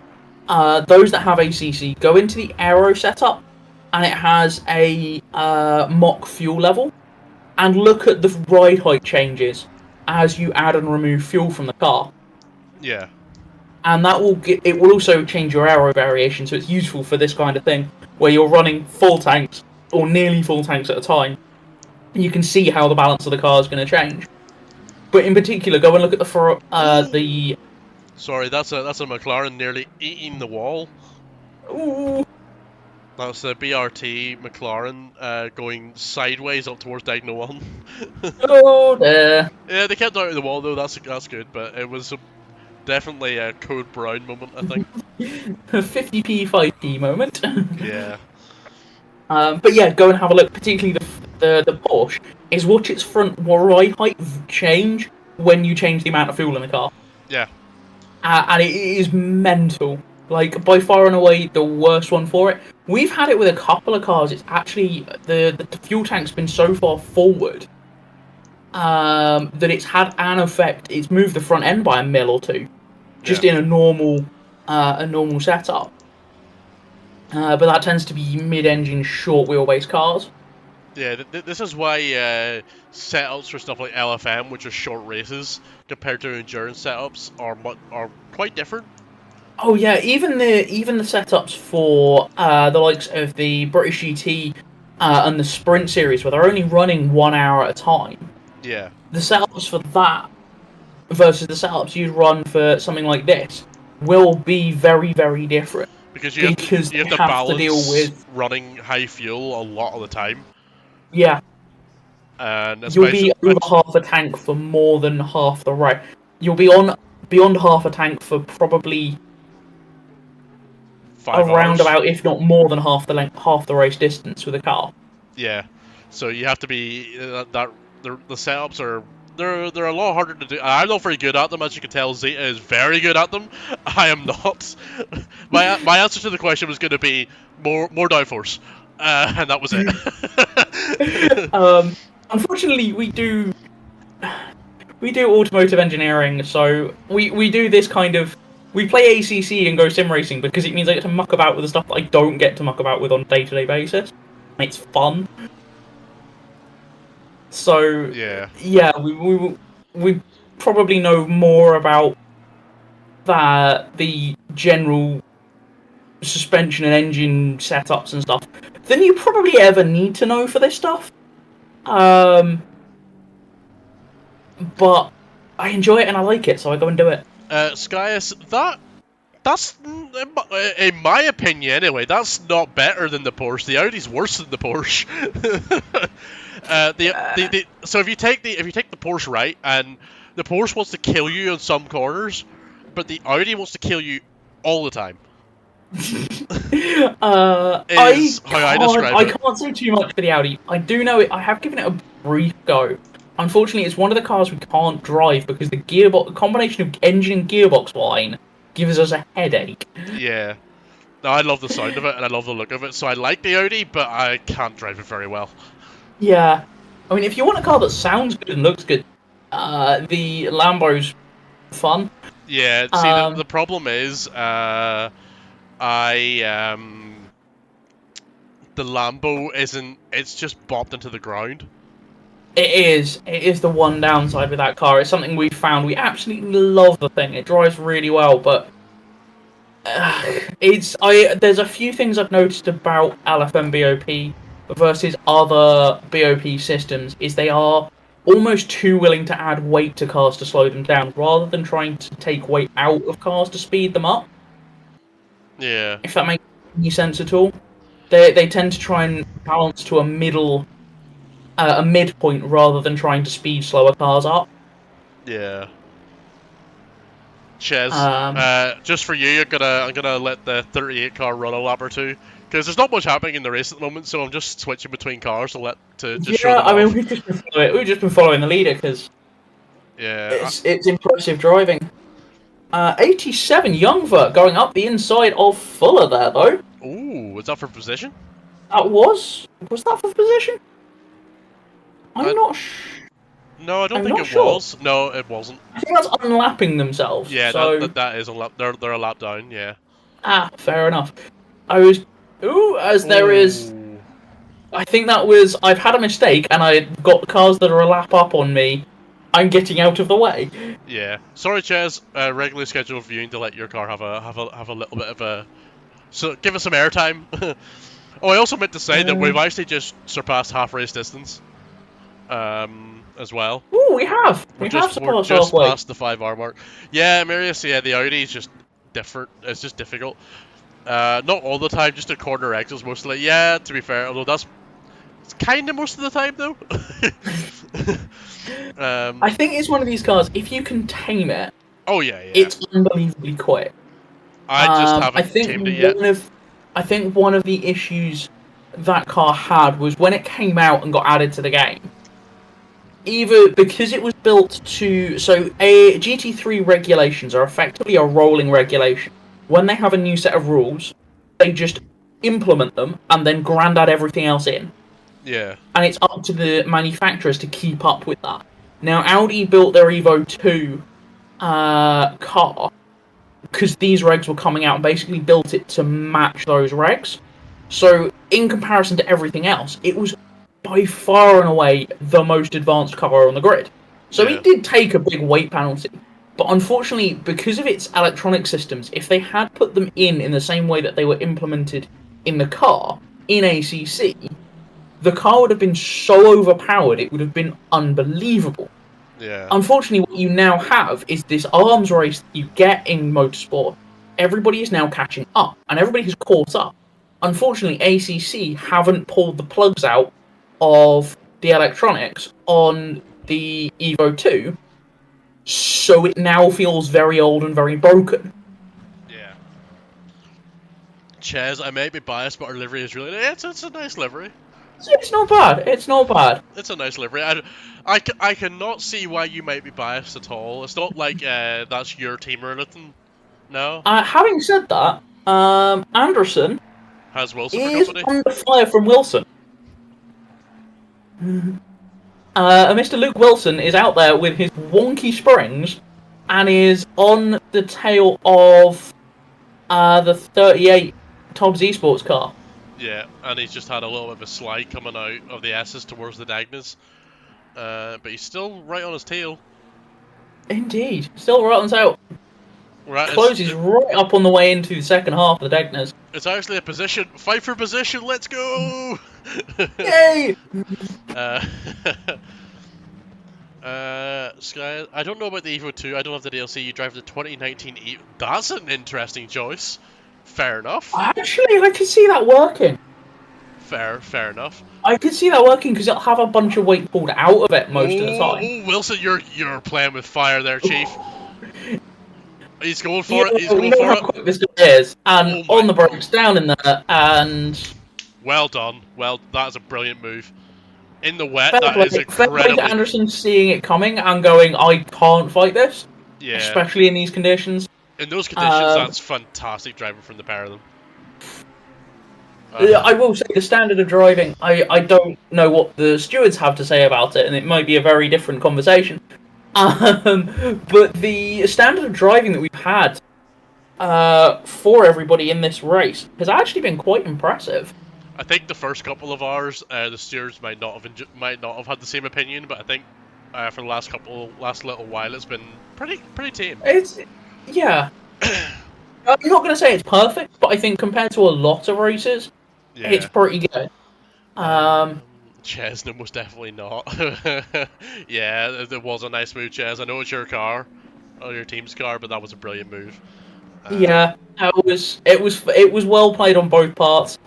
Both of them get a big slide on the way out of turn 1 there into the S's.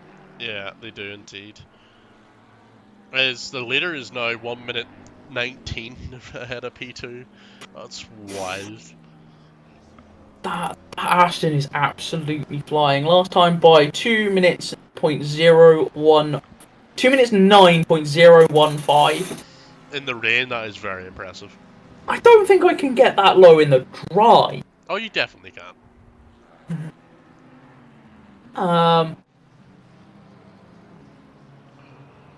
Like, that is flying. No, absolutely, they are really, really quick. To be fair, P15 Yanis did a 209.6 last lap. He's faster than everyone up to P2 Yeah, that's actually not bad. on the last lap, and he's 2.5 seconds behind Walsh in the 472 Ferrari. So Ooh, that's a gap to keep an eye on there. if he can keep this pace up, he's going to be making up well, he's going to be slowly getting up positions into towards the top 10. I mean, 10-4, 9-4. I mean, literally a second faster on that last lap. Yeah, he was at least a second faster than most cars up until the podium spots. So That's wild. That's not hanging about. No. That is not hanging about. That car's hooked up and going some. That's just showing the Aston with a good setup is brilliant. Ches, can I drop by the comms? Yes, you can. Come and say hello. You're part of one of the teams. You can come and say hello. If you jump into the waiting room, I will pull you in a minute. But you're more than welcome to come and give us an update on your team and how everything's going. That goes for any other teams, whether it's team managers, other drivers. If you fancy coming and have a chat, just possibly ping us a message in chat, and then we'll drag you in. Yeah. Oh, there's Ches now. Let's bring him in. Let's have an update on the Tubbs team. Good afternoon or good evening. Good evening. How's it going?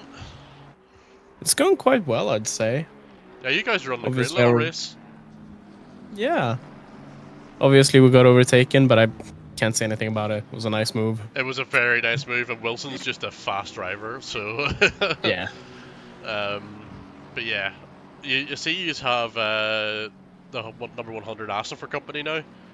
I wasn't gonna say anything, but well, I have. Fair enough. Don't blame me, blame him. Yeah, if you get overtaken, you can blame me. No, it's a tough field out there. It's very competitive. Oh, hang on a minute. Sorry, Ches, your car's just been overtaken. I'm sorry. Yeah, I'm not surprised, honestly. I'm just glad that the team is out there still running, and the primary goal is to first and foremost just finish the race. In these conditions, like, it's really difficult to drive. So, you know, being in the top half, well, around the top half of the grid. How many cars we got? 32. Near enough the top half of the grid. That's still very impressive. Yeah, especially with this strength of field. Yeah, Kent is also still fairly new. Well, that makes it even more impressive then. Yeah, I'd say he's somewhere between being a rookie and seasoned. So he's sort of pro-am roughly. Yeah, he's doing a great job, and you can tell him I said that. Oh yeah. Yeah, he's definitely we'll see what he does across the line, but his lap times haven't been too bad. Yeah. No, definitely not. I'm proud of the guy. Yeah. Proud of the entire team. Yeah, it's good to see. How many drivers have you got on the team? 3. Nice. Today. Who's next to jump in the car? I think when's your stint timer up in about 40 minutes? I've been away for like 2 hours now, so I'm not 100% sure how the. They are 27 minutes. They've just cleared 27 minutes into their stint, so they've got a little over half an hour to go. Nice. On their stint. Yeah. No, I'm giving your car more airtime now that you're in the chat. Ooh, sorry, we've got car 420. Daniel Hesrig is in the pits. I'm assuming that was for drive-through. Yeah. He's just come straight out again. Yep. That has interesting. That doesn't look to have reset their stint. No, I don't think it does for drive-throughs, does it? It's only if you do it as not a drive-through, it resets your stint time. Yeah. You can go through the pit lane, but you can't do it while serving a penalty. Yeah. If you can reset your stint time with Yeah. I'm surprised you're not racing today, Chaz. No, it's not my track. I talked to Sid about that yesterday. This is not my place to be. Fair enough. Well, Everyone has their strengths and weaknesses. Finley's got a drive through. Oh no, poor Finley. But yeah, no, I'm glad the team's doing good and is doing a great job out there. Suzuka is hard enough. Suzuka's hard enough in the dry, never mind the wet. Exactly. Hopefully you'll see us on track at the Nordschleife next week. Ooh, I think I'm down to do a stint of comms on that, so that's going to be interesting. Yeah. What car are you driving? The McLaren again? No, we'll be in the GT4s actually. Oh, GT4s. Which GT4? This is the important question. Most likely the Merc. Nice. That's an interesting choice. We won the another N24 in the Merc. Oh, I just saw a car drop on YouTube. Oh, where? I can try to see if I. Oh, it's DeCruz actually got past Walsh. For P14. Yeah, that gap's it's a disappeared. Mercedes. Yeah, it's a Mercedes. All I can see is it's a Mercedes with blue wheels. I don't see a Mercedes on the board anymore. No, there was one up in 9. Mercedes seems to have they have had a very high ping all the way through this race. It was the 310. 310, yeah. Yeah, that car has had a high ping all race. Yeah, that's what they probably had a disconnect for their internet. Yeah, so we might see them back. Might not. We'll they're back. They're in the pits. They're in the pits now. They've rejoined. Yep. Although they're probably going to be a couple of laps down by the time they get out there. That's unfortunate. I mean, it's currently saying 0 laps, so I think it's just dumped into the pits because it hasn't all synced back up yet. Yeah. So they're currently 140 odd laps down. Not good. Nice. But yeah, no, it's good chatting to you, Ches. Yeah. Good luck for the rest of the race for you guys. If you think it looks like you're doing a great job, just being consistent, keeping it on track. So that's the most important thing. I think it's fair to say this race from so far has pretty much been survival, and to survive and to get to the finish is going to be 90% of the battle. Oh yeah, absolutely. But yeah, no. I'm super proud with what we've done so far today. Yeah, no, we'll keep an eye on how you're doing throughout the rest of it. But no, hats off to you, it's fair play. Yeah. Yeah, well done. I'll let you go catch back up. Yeah, and I'll most likely see you all next weekend then. Nice Indeed. Fun. Have a good evening, man. Sure, I'll catch you later. Yeah. Have a good one. Bye. Just a quick update on the leader. Their gap has gone out to 1 minute and 20. Yikes. That's a big yikes. It's reset. They're in 19. Yes, it has. There we go. 19th lap, 144 was the last one completed. Yeah. So yeah, they've been bouncing around on some really high pings all day. Yeah, their ping is really bad. Yeah, that's not a server issue because nobody else is. No, I will say apart from their high ping, and maybe a little bit of, I think it's mostly been them having a bunch of lag. Yeah. The server's I'm going to Commentator's curse this now. The server's been surprisingly stable. Yeah, it's because we switched back to the old, because we changed. Yeah, it's just a bandwidth issue we have with this one. Yeah, which is why there's some jittering going on, but it was either that or have people randomly disconnect. Was basically. Yeah. And nobody wants that, so. No, nobody does. Yeah, Dex is working really hard behind the scenes to try and get the server sorted out. Dex and Hayden have been bouncing around between servers like there is no tomorrow. Yeah, they're doing their best. It's just unfortunately a lot of the server providers aren't much better than the others, so it's just really. Yeah, I almost kind of wish I had the money just to go stuff it and build a server for it. Yeah, it's unfortunate. There's we're doing the best behind the scenes, and you know, it's obviously I can imagine it's frustrating for some people, but you know, Yeah. it is what it is. At the end of the day, not much we can do about it. 30 minutes. I thought it had got a bit wetter. 30 minutes. It is due to get drier. Ooh, we might have some dry racing coming. It's still 3 lines, but it is due to get drier. Yeah. Oh, I've also noticed Toves Esports car number 38 has got a drive-through in there in the pits. Oh dear. Chaz, that's because you came and spoke to us. That's why that's happened. You commentators cursed yourself. Yeah. Yeah, Amirish, yeah, I think they are from that part of that area of the world, and that's probably why their ping is so high and why they've actually just disconnected and stuff. Yeah, which is a shame because they were doing really, really well. Yeah, it is a shame, but unfortunately, that's the way. That's the name of the game. They are back out and circulating after that drop. So They're down in P22 now. yeah, they were up in the top 10, weren't they? Or certainly hovering around that point.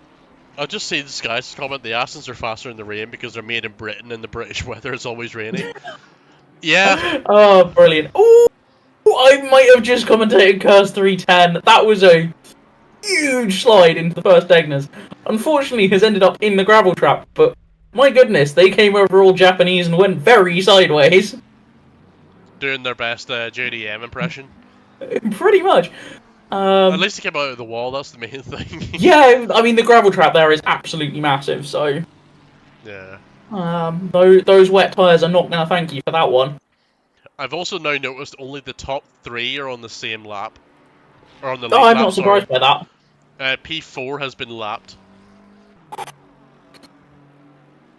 Yeah, P4 is consistently a lap down, aren't they now? And Naldi is probably not far from being lapped. He's about 30 seconds. seconds. Minute and a half back from the leader. He's about 30 seconds till he gets past, and at the rate. Yeah, and the rate. I mean, that's now out to a 21 and a half. 1 minute 21 and a half. I'm actually gonna say this though. Naldi's just put in a 208.8. Ooh. Which was 6/10 or just over half a second faster than P1, but P1's just been a 209.1. It's quite a battle of attrition at the front at the moment. Yeah, this is... Any one of them has any kind of penalty from this point on, and they're off the lead lap and it's game over. Because you ain't getting that lead lap back unless somebody else makes a mistake. Ooh. A drive-through, the top 2 a drive-through, second and third a drive-through, or a time penalty in the pits, and I think it's going to be game over for him. Yeah. Guys, that's a really interesting question. Who's bottling the hardest in between the wet and dry period? Whoever gets the timing wrong for switching back to dry tires is the answer to that question. You have to time it perfectly to get the maximum speed. As DeCrow was up in P12, he is just cutting through the field at the moment. Yeah, DeCrows is just pile drive their way back up through the field. They're chasing down Tom Plogger of SimRC Pro. They are, what are they? They're 20 odd seconds back from them. So that's going to be a big, probably more than what they have left in stint time. Oh, that's a Ferrari just RTG'd. Which Ferrari was that? That was Kedvez in the 82 Ferrari. They've actually just disconnected as well. They have just left. I'm not surprised they have not had the easiest of time. No, they've had a pretty hard time, unfortunately. Seems that the rain wasn't for them. Yeah, I mean, it's a little bit brutal. Personally, I'd have liked to see a little bit more dry weather. I think we've had a couple of hours in the middle of what has been, I think, a total of about 4 hours of wet weather now. Yeah, I think it's been about 75% wet weather at this point. Yeah, which I do feel very sorry for the drivers in this. Whilst wet weather is fun, it gets to a point where it just gets monotonous and frustrating. Yeah, because you can't go as fast as you want. I hate to say it, Finley's managed to get themselves a penalty. 10 seconds. A penalty? He's already had a drive-through? Yeah, he's got a 10-second penalty for something. What's the let's see what the stewards have had to say. Where's the stewards? 10 seconds for causing a collision with car 310. That might be why. That might be why the Merc was spinning at the Dagnas. I didn't see anything else, but it's very plausible. Potentially, I'm not too sure when that when that actual incident occurred, but that was applied like not that long ago, like 15 minutes ago. So I said it was before that, so I'm not too sure then. Fair enough. Oh, that's the leader off. Off? Oh, hang on. Where? I'm going to ping a replay on that. Out of the S's. He's back on now, and he seems to He's be okay. back on and rolling. What happened here? I Was think this? he's lost like 5 seconds. Yeah, I mean, it's still. It's not a huge amount of time, but it's the first chink in their armor. Yeah. Just gets sucked wide on the exit. Just runs the right hand side tires just off the too far off, and just gets pulled wide on the grass. Nothing major, didn't spin or anything, but that is definitely the first chink in their armor that we've seen for the entire race so far. Yeah. Walsh has Trizoldi for company. They Ferrari v Aston Martin. They're about 7/10 apart. Naldi 17. Yeah, they're trying to recover from issues at the start. They're doing a great job on P3 at the moment. They're very, very fast. Skies, the stewards are rotating, or are they just the same for the 10 hours? I think it's just been the same since the start of the race. Yeah, pretty much. I think it has been mostly. I think. It's been Dex, Craig, and. I think Hayden was due to do some, but whether he's managed to duck it, I don't know. Unfortunately, the human beings that we were waiting on turning up have now turned up. So I'm gonna have to run away and catch up in chat regards to all of this. It's been lovely doing some comms again with yourself. It's always a good laugh. It is indeed.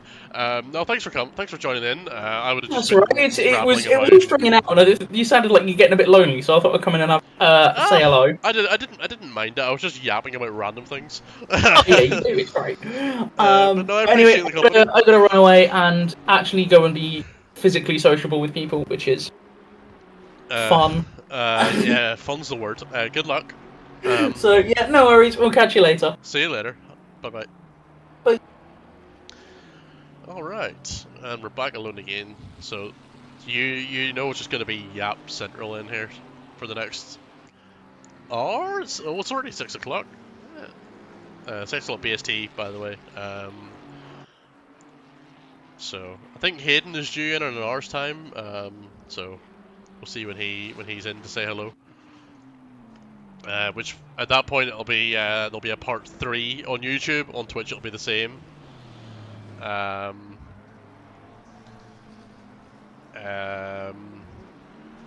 Yeah, so whenever that happens, obviously there'll be another crossover for YouTube.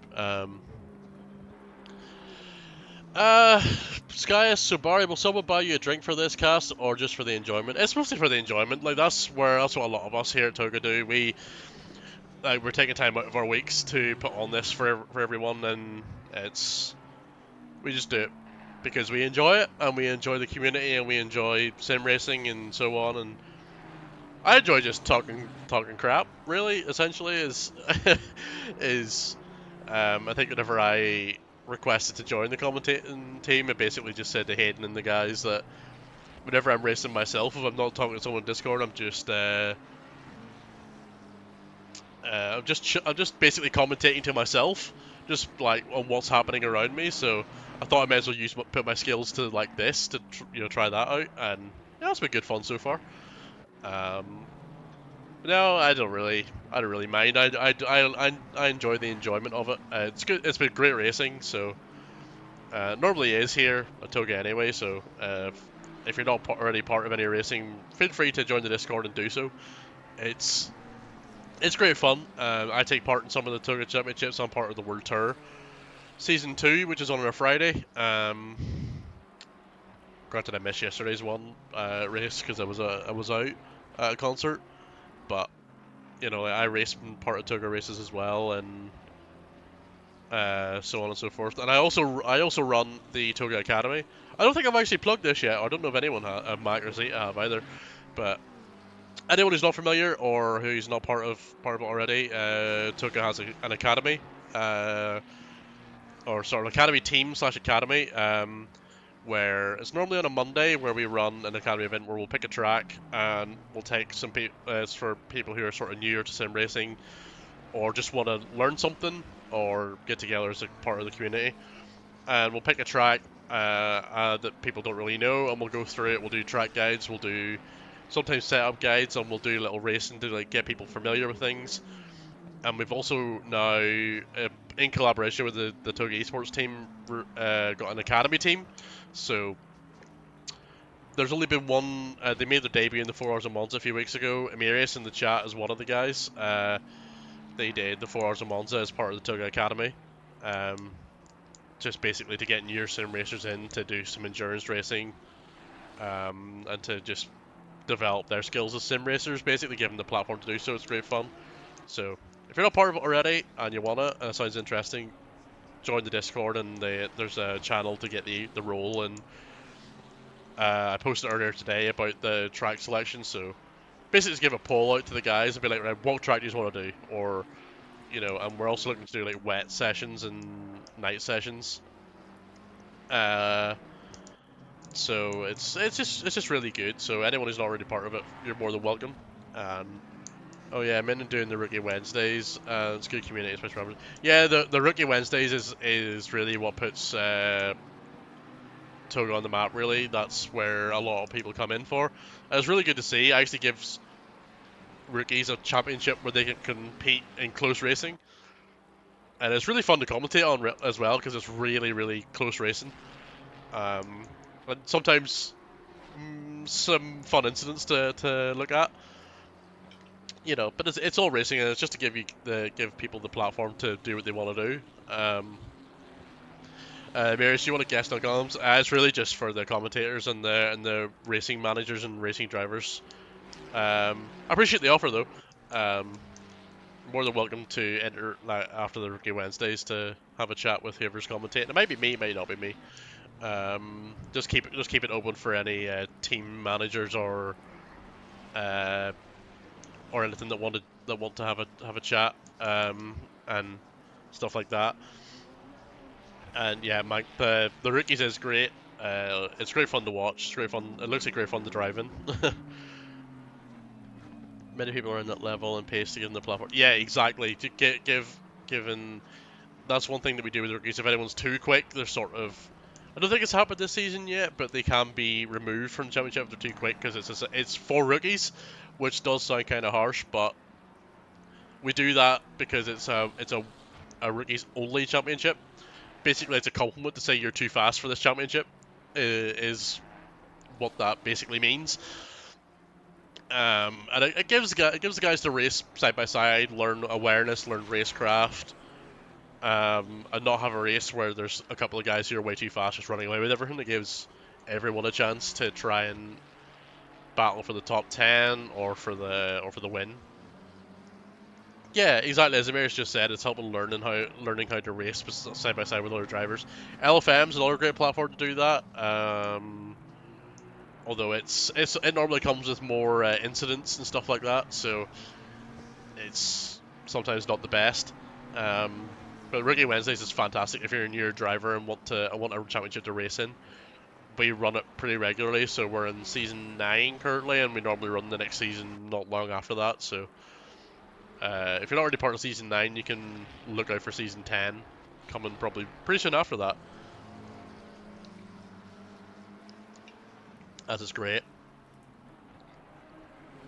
Monza 2 weeks ago was the best experience in sim I ever had. Are you talking about the 4 hours, I'm assuming, Emirius? Yeah, that the academy team had their first endurance race in a night race and a wet race on Monza. It was really cool to see. We're planning to get the academy team out again very soon. I think there's another race we're looking to sign up cars for as well, and just the esports team as well. It's really cool to be part of. So yeah, that's my plug of the academy that I help organize. I'll stop yapping about that because I feel like I talk about it every time I'm on the comms. It's nice to plug it because it's something that I'm passionate about.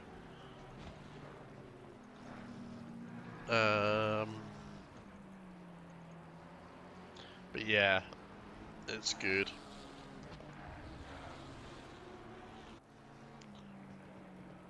I finished the top half against very, very fast drivers. Excuse.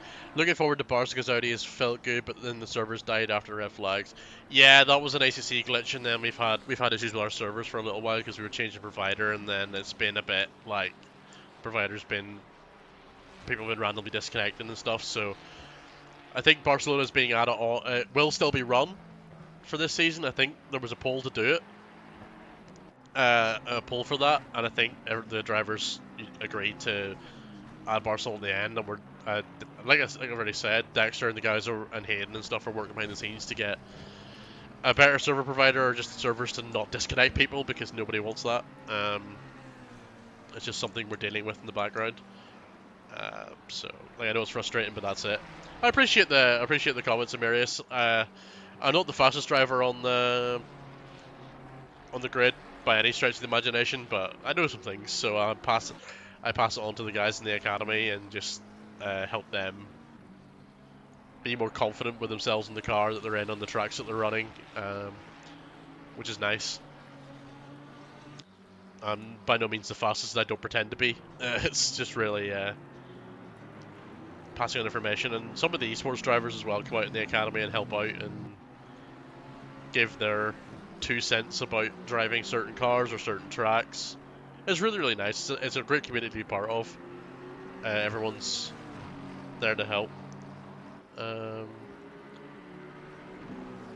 Drew 46 on Twitch. Hayden. Hayden's in the comments box in an hour's time, so you'll get to see him then. He's doing the last stint of this race. As you know, you and Mike can see it earlier, and then you have me, who's Mac's Irish counterpart. Me and Mac, part of the best comms team in the server. Hayden might not agree, but it's the truth. As we have a look, Wilson and Simons are having a good battle here. Simons has actually just passed him on to the last chicane, but I don't think Luke's going to be giving that up too easily. He'll be looking to fight back down towards turn 1 if he can get the better driver at the last corner, which it looks like they both got the similar drive. One thing I'm also going to note is Naldi in P3 is catching Pagiano in P2. There's only 8 seconds between them now. That gap is slowly coming down as the track seems to be starting to dry out a little bit, as the top 3 are putting in 208s, not 209s anymore. So we will be going to a dry track in the next half an hour, or well, maybe not half an hour, but the next 45 minutes. We will probably see some drivers on dry tires, but I will note some people have to pit very soon. So I'm going to imagine some drivers will take dry tires, and hold out until the dry comes instead of pitting for wets and then in 30 minutes time pitting for dries. Or if the track's gonna be wet for the next hour, they might just go for wets. It's gonna be interesting to see how the strategy plays out from here on in. Going from wet to dry is always a very tricky because you have to get the crossover just right. Otherwise, you lose time. As it looks like Simons in that Aston is just powering away from Luke Wilson. The gap's about a second now. The Aston just seems to really enjoy these conditions. As De Croo is just... He's 2.5 seconds faster than P11 last lap. Plogger in the Sim RC Mustang was 30 seconds ahead of De Croo. He's now 12.5 seconds ahead. So yeah, that Aston is reeling in that Mustang. Although if it gets to wet, the playing field might level out a little bit more. So it's going to be interesting to see if the Mustang or if the Astons will keep this pace in the dry. As Giulio has in the pits, they've reached the end of their stint timer. That's why they're in the pits. Most drivers are sitting around the 55-minute mark, 50 to 55. So in the next 10 minutes, we'll see a wave of pit stops as we always do.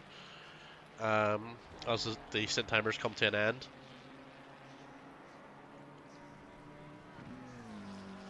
Oh, Sky's interesting. What's more costly, going late, dry to wet, or going wet to dry?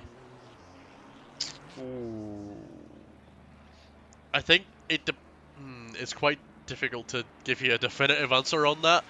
I think it's going to be similar either way. If the track's going wet and you stay out too late on the dries, you're just going to bleed time because you're going to have no grip. Your tires will be cold. Your tires will be cold and they'll have no grip. The opposite is true for the other side. If you stay out in the wets whenever it goes dry, your tires are going to overheat very quickly and you're going to have no grip. And you're also going to be at risk then of a tire blowout if they get too hot. So either end of the spectrum is very dangerous. It's really just a case of which. It's really just a case in either instance you have to time it right. And it can be hard to do because the weather only goes 30 minutes in advance. It doesn't go a full stint in advance. So you kind of have to guess based off what the stint timer wants to do. As to what you do then at that point. Yeah, DeCrow is he's about nearly 2 seconds faster than Plugger at the moment. That Aston's just really working for him in these conditions. So the rain's going to be here. The track's going to be wet for at least another 30 minutes. So I'm expecting DeCrow to reel him in pretty quickly. And it's going to be interesting to see if he can catch him before the track starts to dry out. And that's if he takes wets in the next pit stop in the next 10 minutes. Going to be quite interesting to see how that all plays out. Who's gonna try and be brave and stick it out in dry tires until the dry comes. As DeCrow, the bite marker, I think that's a bite marker in that pink McLaren. It is a bite marker. Got perilously close there.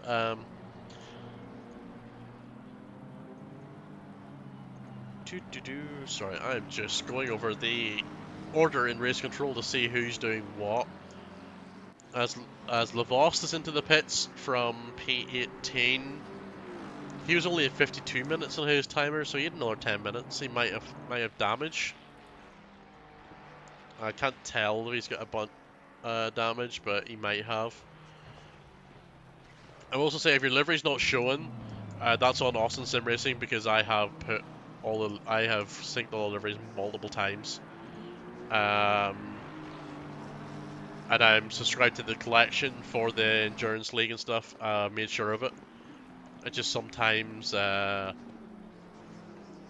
Sim Racing doesn't work how you want it to. So sometimes it doesn't sync all of them, or only syncs some of them, or it doesn't work at all. Yeah, it's kind of weird. Skies, they should add some kind of race engineer setup for these long races so your teammates can help you. There is a tool for that. It's called ACC Drive, where if you can apply the pit stop changes for the car driving and stuff like that. I've used it once. It's pretty cool.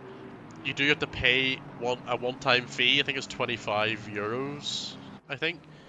I may be wrong on that, but and you get lifetime access to ACC Drive, and it's pretty cool.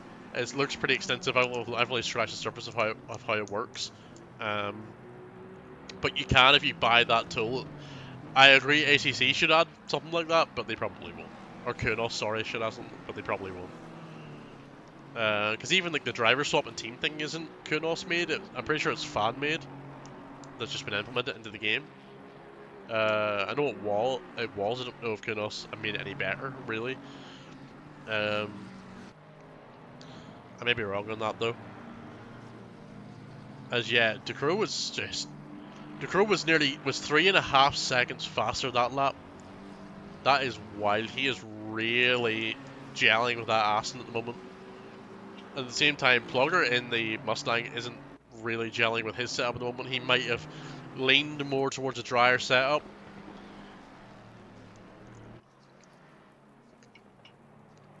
Yeah, I can't see his livery, unfortunately.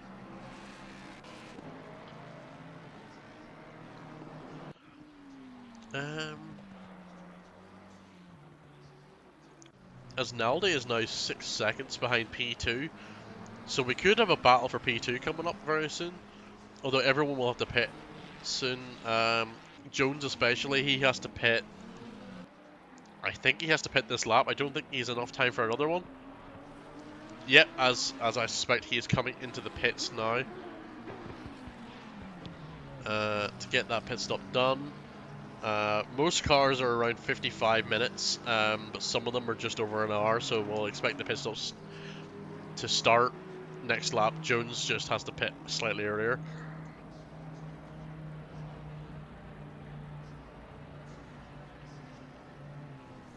Yeah, I think that I don't think Kunos. I think Kunos added a fan-made version of it in. I don't think Kunos developed themselves. But I think like someone outside of Kunos built it, and then it was adopted into the game. So I don't think it was actually the developers of the game made it. But you know, it is what it is.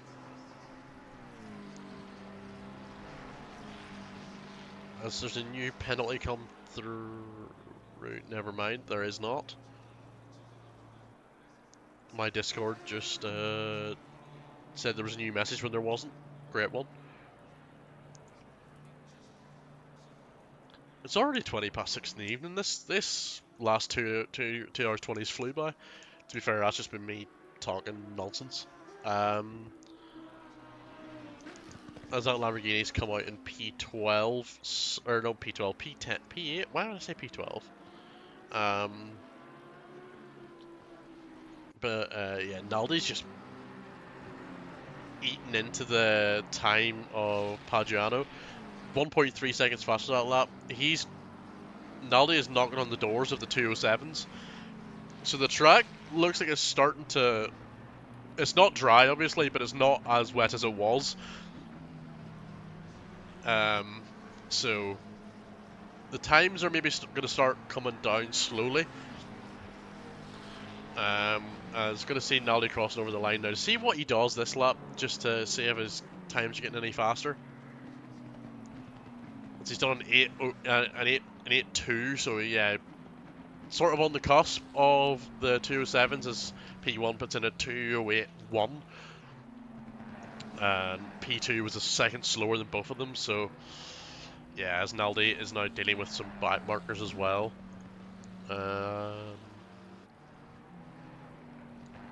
Everything's all good over on Twitch.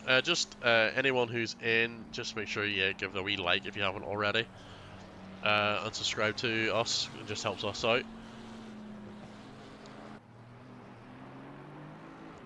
I wanted to go play ACC, then turned on this stream and couldn't stop watching and listening to it. It was 2 hours ago. Well, glad you're enjoying yourself. That's the main thing. I'm just talking absolute nonsense, but as long as you're enjoying it, that's what matters.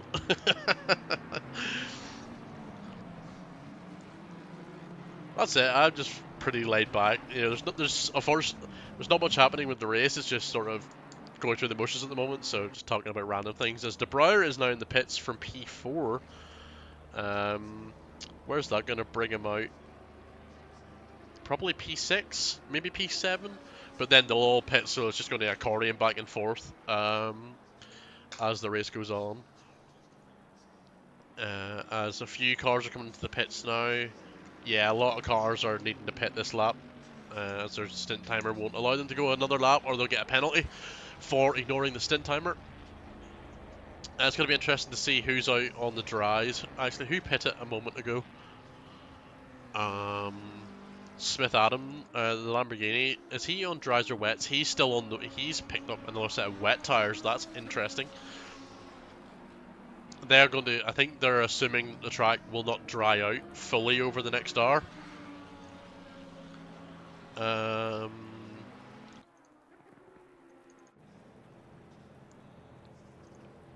Also happy to have a Latvian there racing there in 5th. Nice one. Oh, I didn't realize that was... I'm just silly. I'm just stupid. I didn't realize that was a Latvian flag. There you go. They're doing a great job, and they're now P6 obviously, but that'll change back in everyone pits and stuff. Um, no, it's nice to see as everyone's in the pit. Quite a lot of cars are in the pits now. The leader rider, he has to pit now as well, so he's coming in.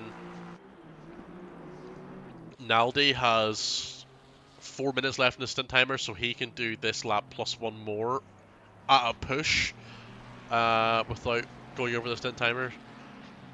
So they have a little bit of an offset. They have a couple of laps offset from the other leaders, which is interesting. As we have a look at what anything interesting happening. Not really. As Luke Wilson's.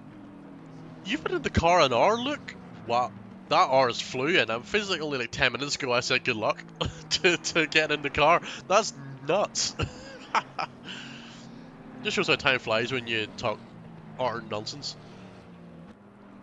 Yeah, you've been in the car an hour and a minute, so you're pitting this lap. As you've got Willamot for company. Where's Willamot? Willamot is currently in P6.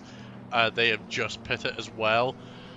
So that looks like it's going to be probably net. That's net P6 as well. So Willamot and Stone Cold Racing are running a very good race there up in P6.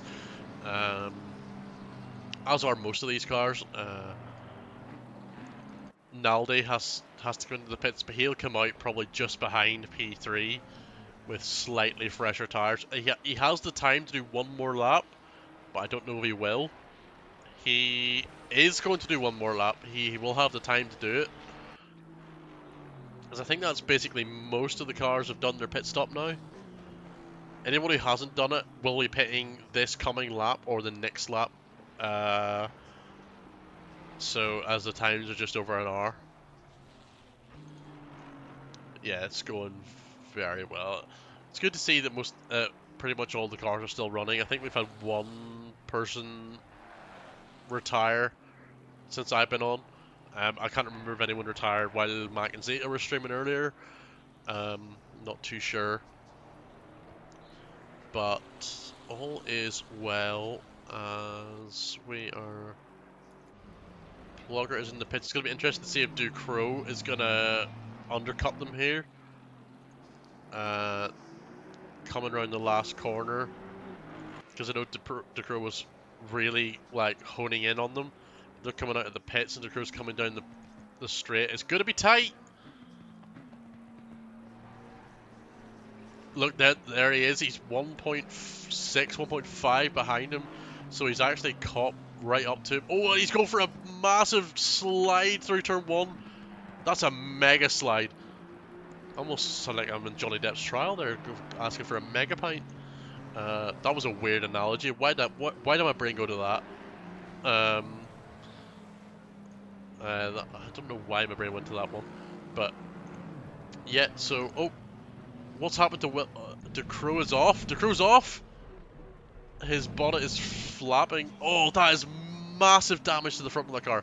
We're going to risk a replay here. Oh, I might have destroyed the game. Yeah, hang on. Oh, I've killed my game. Give me 2 minutes.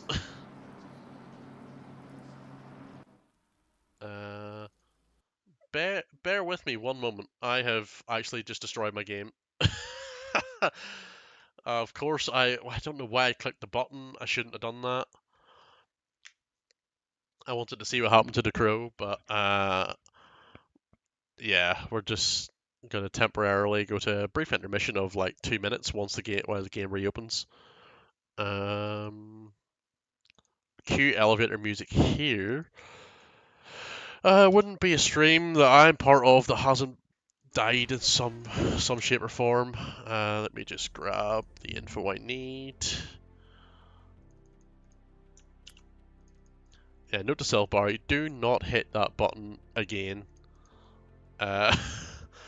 It's happened once before where I pressed the replay button to see what happened and it completely destroyed my stream. I see me and my computer going into like an exorcism style moment. But we're almost back. Just loading in now. Once we're in, it'll be all good. Come on, the game just when it needs to, it just takes its time. And we're back. Sorry, folks. Let me just change that.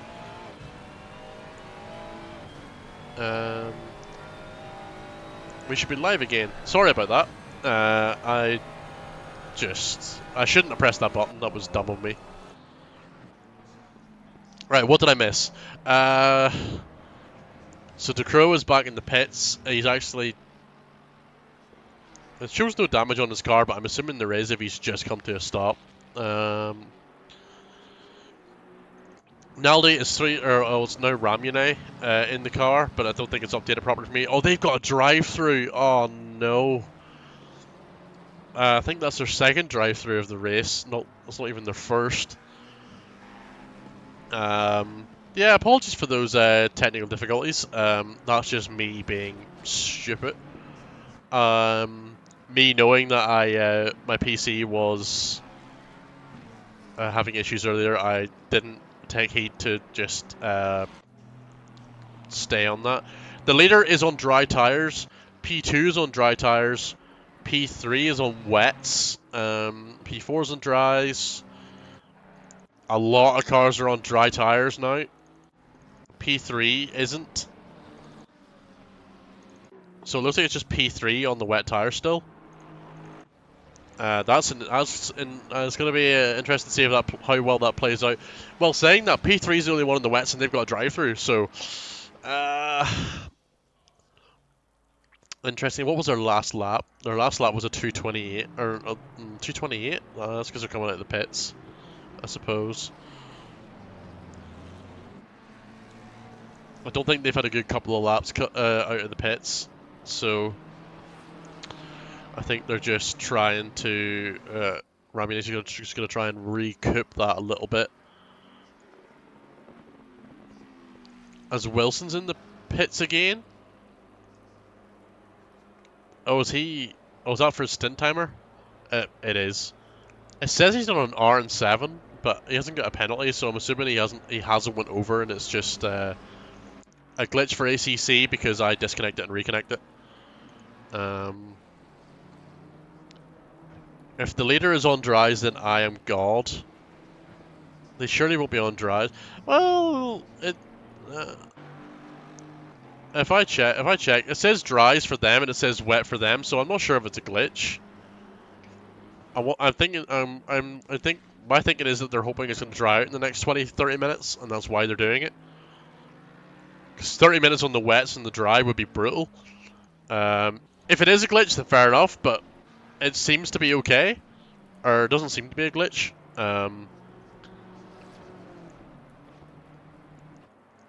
Well, what was the leader's last time? A 2:07.5. I don't know. It might be a glitch. I can't tell, to be quite honest with you. As Wilson's come out just behind the 100 Aston that they've been fighting for a little while. If the leaders will try that, I'm God. Jeez. That's an interesting one. They surely will be on dry, just a glitch. Maybe. I think dry tires are a bug. It would be impossible to drive on this condition. Yeah, I'm inclined to agree with you. Yeah, I think we're going to go with the assumption it's a bug, or is at least just not showing me the right information.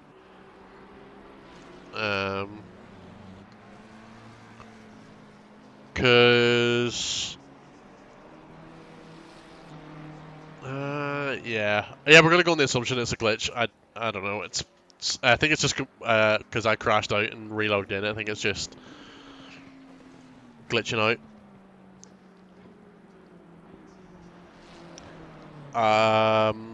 Kevin Bellick, I'm sorry, I don't.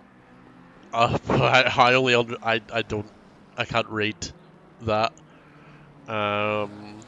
Unfortunately, I don't have the capacity to be bilingual. I struggle to speak in English, as you can clearly tell. Never mind in the other language. To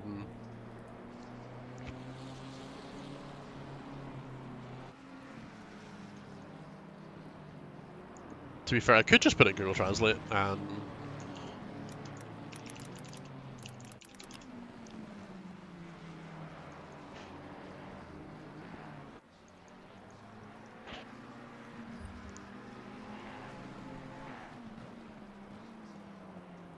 Yeah, it is still raining at the moment. It hasn't started to calm down, so I think everyone should be on the wets. If they're not, if anyone is actually on the dries, it's not just a glitch.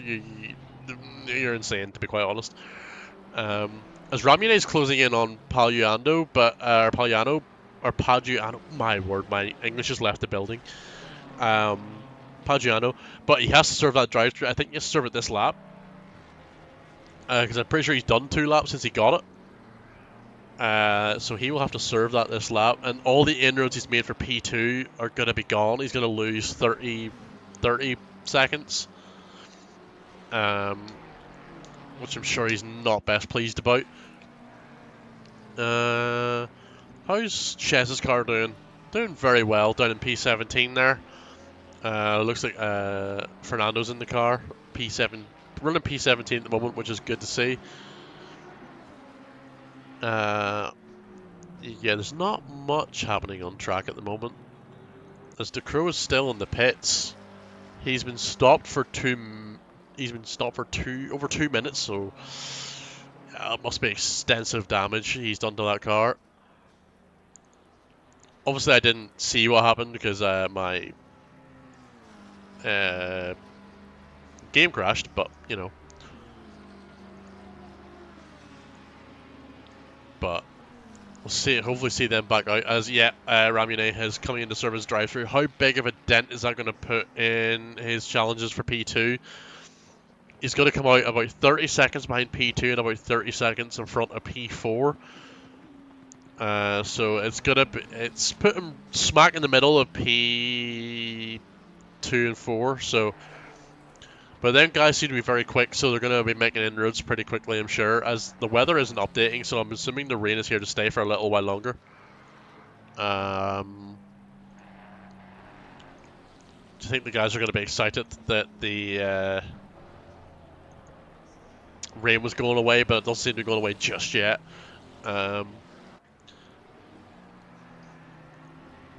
Yeah, as there is a 15-second penalty for car 38 for hitting into car 5. I don't know who car 5 is. Car 5 is the pink McLaren of Tim. I'm sorry, I'm going to pronounce your second name. Must be a backmarker incident then. Unfortunate, but we move. It's all good.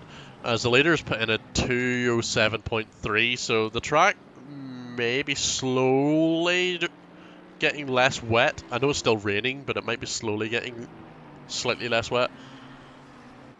Olsey, hello, welcome to the chat. Good. Hope you enjoy the next.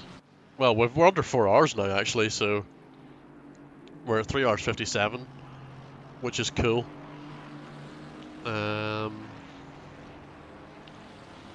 The time has actually flew by. I didn't think it would fly by as fast as it has. Just been vibing, obviously just enjoying being the best commentator in the server, you know.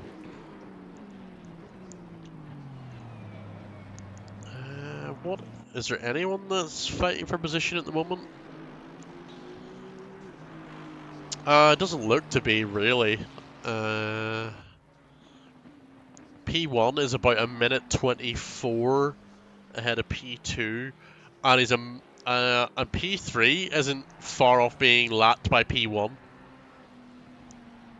as well, so that could get interesting. But we'll have to see what happens there, as Grant Willamot in P6 is about 8.7 seconds behind P5. So that could end in a battle for the top 5.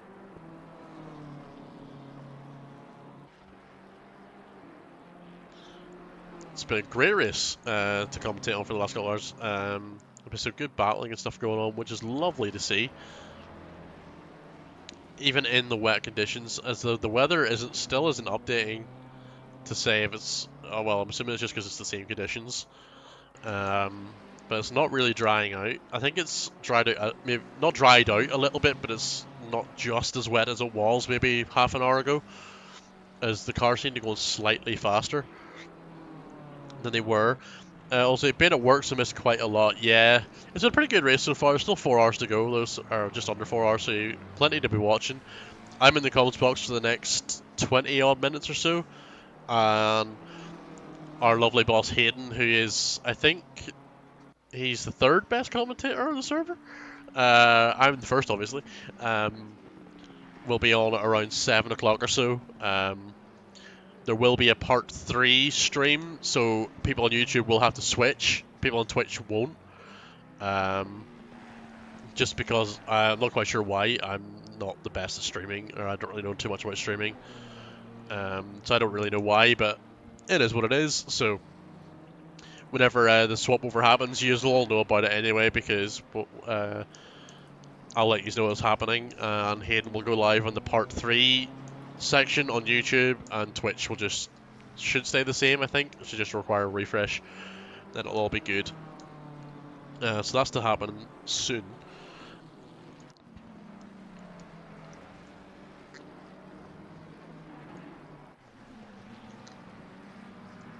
But yeah, Grab Wilmot isn't really making any more inroads into P5. They seem to be holding at about 8.5 seconds of a gap at the moment.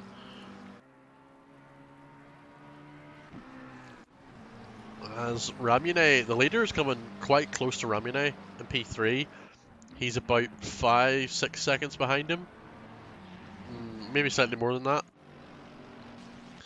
As Ramune's exiting the Dagnas, the leader's coming into the Dagnas. So, at the pace the leader's going, he's going to lap P3 soon. That's obviously not taking away from P3. Everyone is really quick in this. I would be at the back, to be quite honest. Oh, that's a bye marker going spinning. I don't know if there was contact there, but I just saw, or I was looking at the chat and then quickly turned back and just saw the back marker going flying.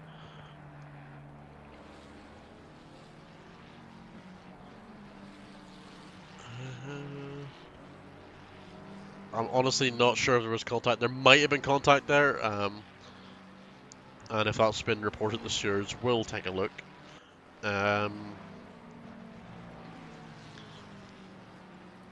Anything happening? Not much. Luke Wilson and Corbin, there's about 2 seconds between them in the Aston and McLaren. They've been battling for a little while now, and they're still pretty close to each other. That really nice livery in that turn 1 Aston Martin is really nice.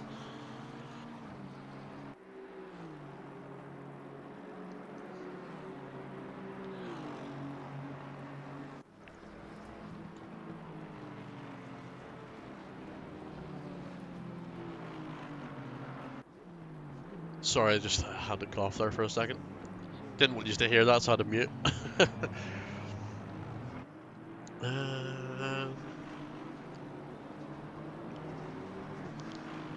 Let me see. How's Ramune doing? Van Phelan is making a bit of an inroad in towards him. He has gained about 5 seconds or so since the pit stop. Seems to be about a second faster than Ramune at the moment.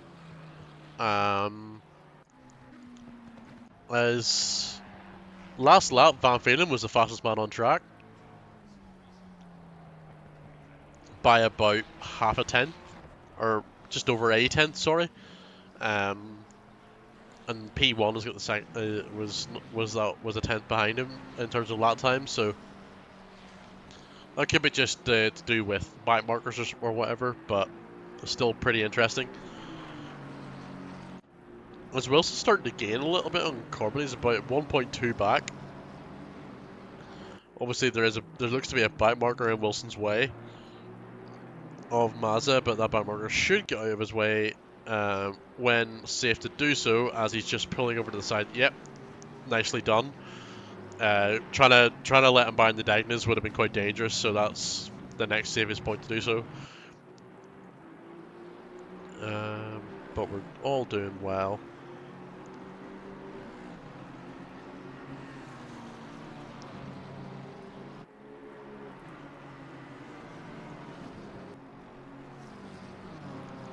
Everyone is doing a great job keeping the cars on track in a wet Suzuka.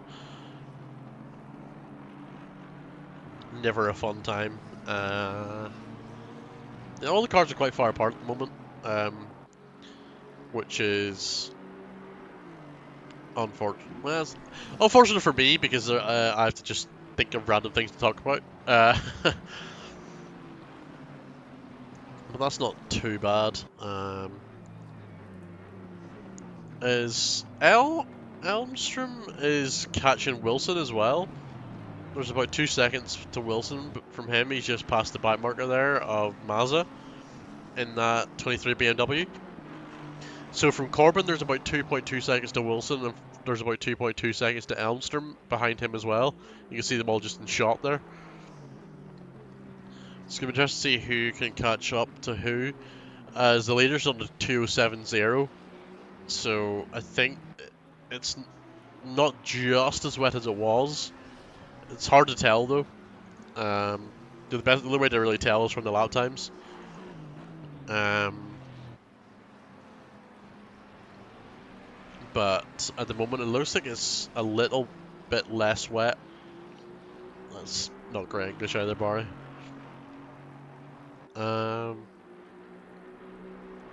As yeah, Ramune is getting caught by the leader. Still. Or probably about 7 seconds before the leader catches him. And overtakes him to the lap. So that'll be everyone up to P2 will have been lapped by the leader. And the leader is 1 minute 26 ahead of P2 as well. And that's, of course, like, I'm not saying anything bad about any driver. All these drivers are really fast. Like, really fast. It's just showing that Aston off-road, oh, we got a little bit squirrely out of 130R, is just in another league at the moment. And that Aston is just really gelling with the wet weather conditions. It's just whether in the dry can that Aston keep this pace up in terms of staying that far ahead. We won't know until it actually dries out. If it dries out, not too sure at this point, but it's interesting to see. Because we'll never know. If it was drier, the racing might be a little bit closer, but not. You never know. Wet racing always throws a spanner in the works. Yeah, no, one moment.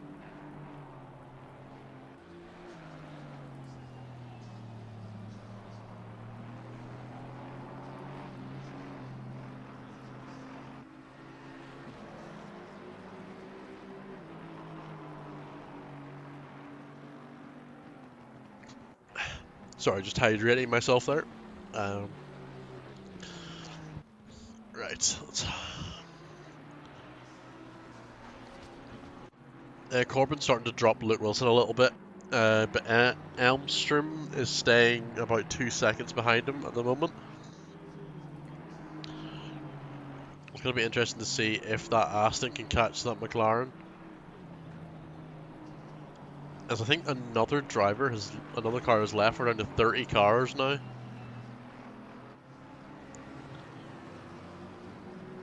I think some of the cars are quite a few laps down.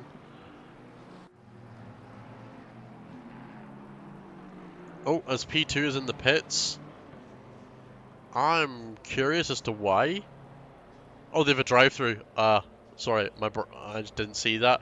That's going to gift Ramune P2 potentially. It's going to be. It might not. It's going to bring him closer though.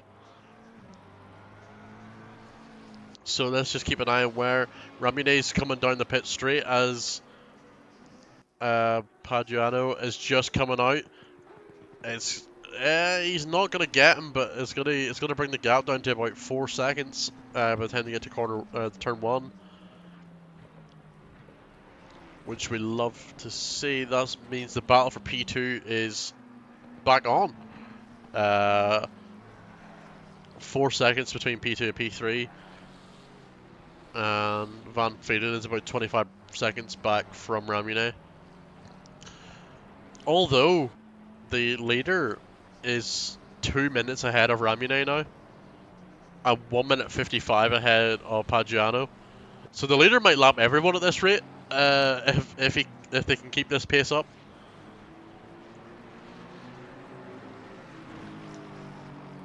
Sky is, I've had a couple of comments like this recently, and I don't understand why, because I hate the sound of my own voice. I know that's the thing everyone says, but I genuinely don't like it. You should make some podcasts because, no homo, good to clarify that, your voice is so relaxing. I mean, I appreciate that, and I'm glad everyone you like it, but am I talking too fast for you guys? Because I know I've lived in England before, like I'm Irish. I've lived in England before, and a lot of people say I talk too fast. So if I am talking too fast, tell me to slow down. But no, I appreciate the comments. A couple people said that to me recently. It's quite a weird one because I don't like the sound of my own voice. But if you guys do, you know what? Fair enough. That's the whole point. If you guys like it, that's all that matters. I appreciate the comments. Thank you very much. Let me see. Is Ramune catching? The gap's still about 4 seconds. Let's see the difference in lap time as they both cross the line, as they're both about to cross the line now. As Pagiano, obviously he had the drive-through, so his time will be slightly slower, 2:15. Ramune 2:79.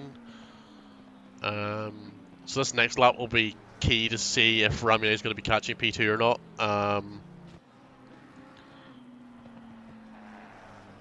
It's just telling me Ramune's stint is 1.5 hours. I don't think that's quite true. I think race control might be slightly lying to me.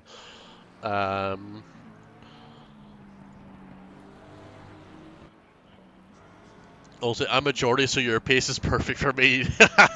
Fair enough. No, yeah, no. I lived in England for a year through my uni sandwich year to do like the work experience year, and a lot of the guys I worked with in England, it was in Cheltenham I lived, and a lot of the guys there thought I talked too fast and couldn't understand a word I said. So if that ever happens, feel free to just tell me to slow down. It's a good job I'm not talking to someone from the countryside and from where I'm from at the moment, because my voice gets much worse. The term is culchy. It's basically like farmer. It's another term for like talking like a farmer essentially, and their accent is much worse than what mine is. So be glad of that at least. So let's have a look. Ramune is closing in a little bit. He's gained about 4, maybe 5 tenths on P2 at the moment. Not too sure. Yeah, about half a second he's gained so far. We'll see for certain when they both cross the line again, as that'll tell us the lap times, obviously. And P1 is still about 5-6 seconds behind. You can see them in shot there. That's the leader, and the yellow Aston is catching Ramune, so he'll have to give way for blue flags soon. As Ramune's lap time was just basically 3 tenths faster. So it's going to be interesting for that battle for P2 if Ramune can keep the pace up. As the track isn't really drying, it's still wet, and the weather is still saying it's going to stay wet for a while, so yeah, I would assume that the thing saying everyone's on dry tyres is definitely wrong. I'm going to have a look. Does it still say they're on dries? It still does, but I think that's wrong. Wets is definitely the better option. Ramune has got a 10-second penalty.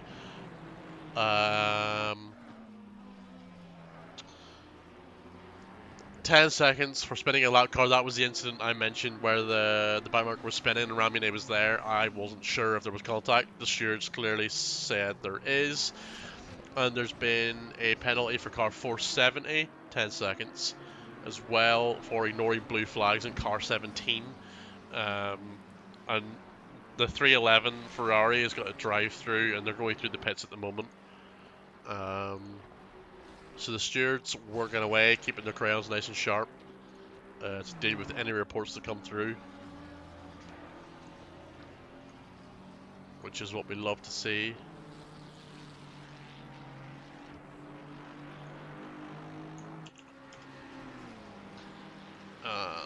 And I've just seen a comment or a message in the Discord. I'm going to confirm this for everyone listening as well. We are following GT blue flag rules, not F1 blue flag rules.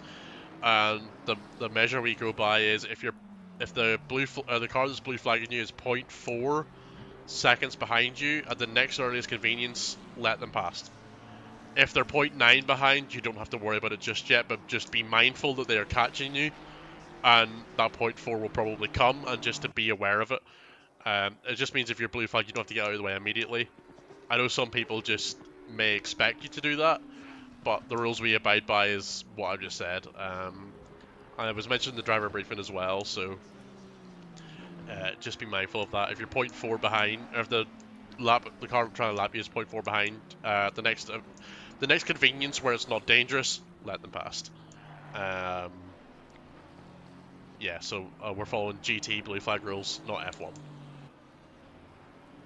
Isn't that the leader behind car 17? Yes, it is. That yellow Aston that you keep seeing in the background of Ramune's picture is the leader. The leader is catching and will lap him very soon.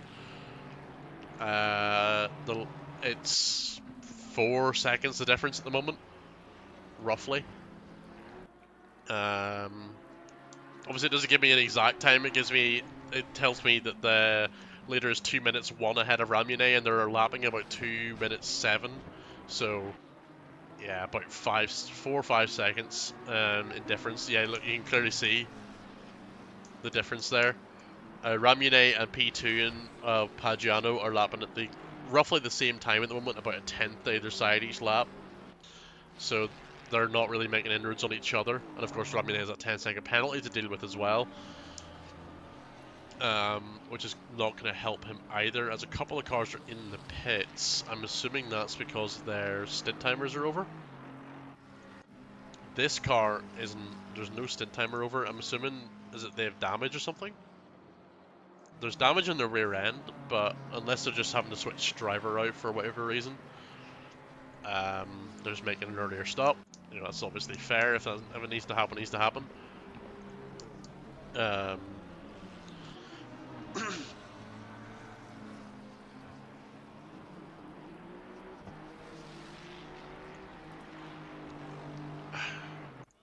Sorry about that, just a little bit of a cough there.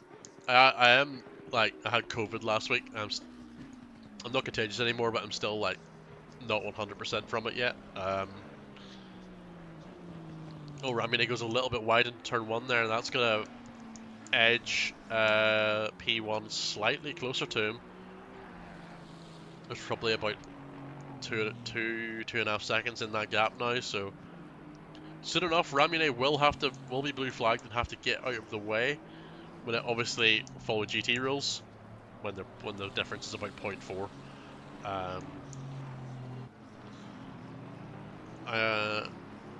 Yeah, if you're being blue flagged and the car behind you is excessively flashing, just expect you to go out of the way immediately. That's not how we do it. You're not supposed to excessively flash either. So if someone's excessively flashing you, don't worry. As long as you abide by the rules that we've set and that I've just mentioned, you're fine. Don't worry about it. If someone's excessively flashing, that's because they're too impatient. I wouldn't worry about them. I wonder, has Ramune been blue flagged yet? He looks close enough to be blue flagged, or maybe it's just on the cusp. I'm not quite sure, but he's got to be lapped in the next lap or two.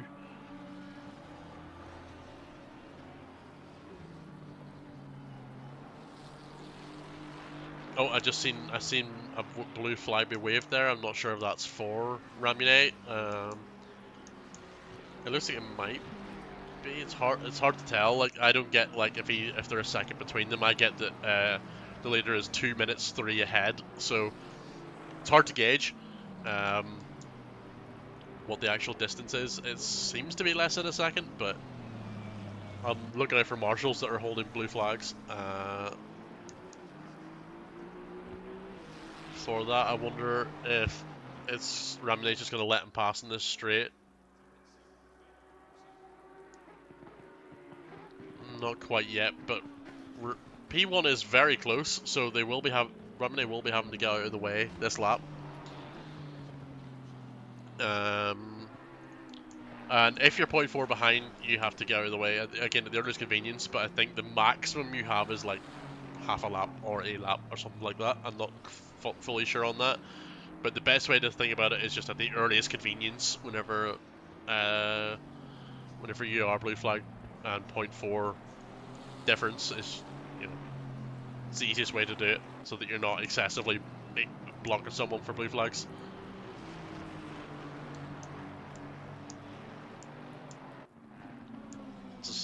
As it looks like Ramney's definitely been blue flagged at this point.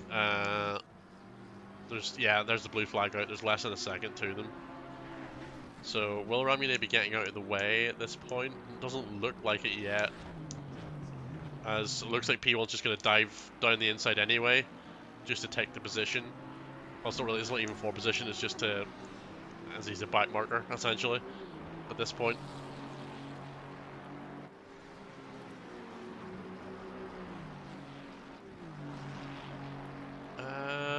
Guys, after I started playing ACC, thought GT sim racing is better than F1 sim racing because at least you don't have massive DRS trains and it's more interesting. Yeah, I fully agree. The first time I took sim racing kind of seriously, it was in F1 22 and 23, and I enjoyed that. That was fun. But whenever I started playing ACC properly, it's so much more fun. I really, really enjoy it.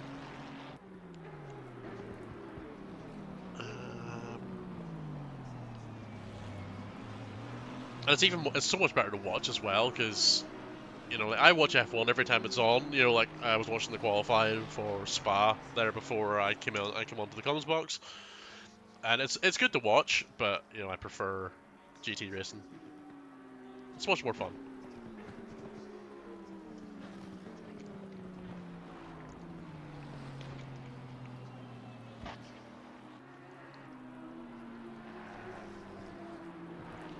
Let me see.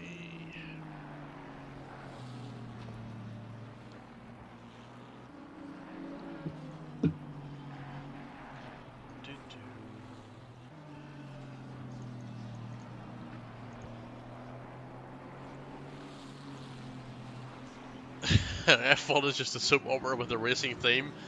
Yeah. Well, I'm ready for you, sir. Oh, hello. I didn't even hear you join. I literally just joined. There wasn't a noise in Discord to say that you joined. It's normally you get the noise for it. I didn't get anything. The little did. Yeah. I didn't get anything there. I was slightly surprised there. How's your evening going? Not bad, mate. Not bad. Yeah, I've had a nice. Do you know what? I've had such a cool day with the whole race going on. So my son and me and my son were stewarding the race. So I put my PC into the lounge and we had it on the big screen. Yeah. So we've done a few stewarding sessions this afternoon whilst watching the racing. It's been interesting, to say the very least. I've not had my say yet. I was going to wait till my stint in the stream to talk about the whole server situation and stuff like that that's happened. Yeah. Happened today, but we do appreciate drivers that have obviously stuck it out for. Well, we've only lost 4 drivers in 7 hours. I mean, that's pretty good going, and we can only apologise for the server issues that we've had. But rest assured, they will be back working. Essentially, I'm going to have to get my wallet out and buy a better server than we've already got. Is the crux of it, really. But it's worth it. I think it is definitely worth it. So that's what we'll do for Red Bull Ring. In fact, next time round. That's Friday, isn't it? No, the next endurance round, which is the end of next month. Oh, is it Red Bull Ring? That'll be nice. Yeah, so we got I think this race, next race earmarked sort of halfway in the championship. So What date is that? Because I would be interested in doing that. Well, you better speak to. You're part of the esports team. Yeah, you better speak to. Speak Speak to Reese. Yeah, that will be on. One sec. So what we're doing is for the mid season one, we're doing sort of like a sprint race on the Saturday before to determine the grid for the next week's endurance. Nice. So Saturday 24th, we will do a sprint race, which is just for 60 minutes, winner takes all, and that will form the grid for the race on the 31st of August. Never mind, I can't do that because I am taking part in the 24 Hours of Spa, I think, on the same day. That's correct. Yeah, that's why I can't take part in that Spa race. Well, I could technically, but obviously TOGA comes first for me, so I will happily withdraw from that. One moment, Aria Jazz, what was the penalty for? I'm sorry, I'm not going to be able to pronounce that name, and I'll just butcher it if I do. Missed that. Let me double check. What was the penalty for that? That's car number 470. 470 got a penalty for ignoring blue flags, so that'll be just not getting out of the way after a certain allocated time. The stewards will give a penalty for that. Yeah, so unfortunate. It's unfortunate, but it's the rules. Obviously, I went over the blue flag rules. I went over the blue flag rules a moment ago, and they must have just excessively not got out of the way whenever they could have got out of the way. No, agreed. I'm ready to start the next part of the stream if you want to chip off. I'm all ready to go. Yeah, Hayden will be taking over from me now. So if you're on YouTube, you'll need to go find the part 3 stream. It will be up in a moment once I'm off. Give it a minute and then Hayden will be on.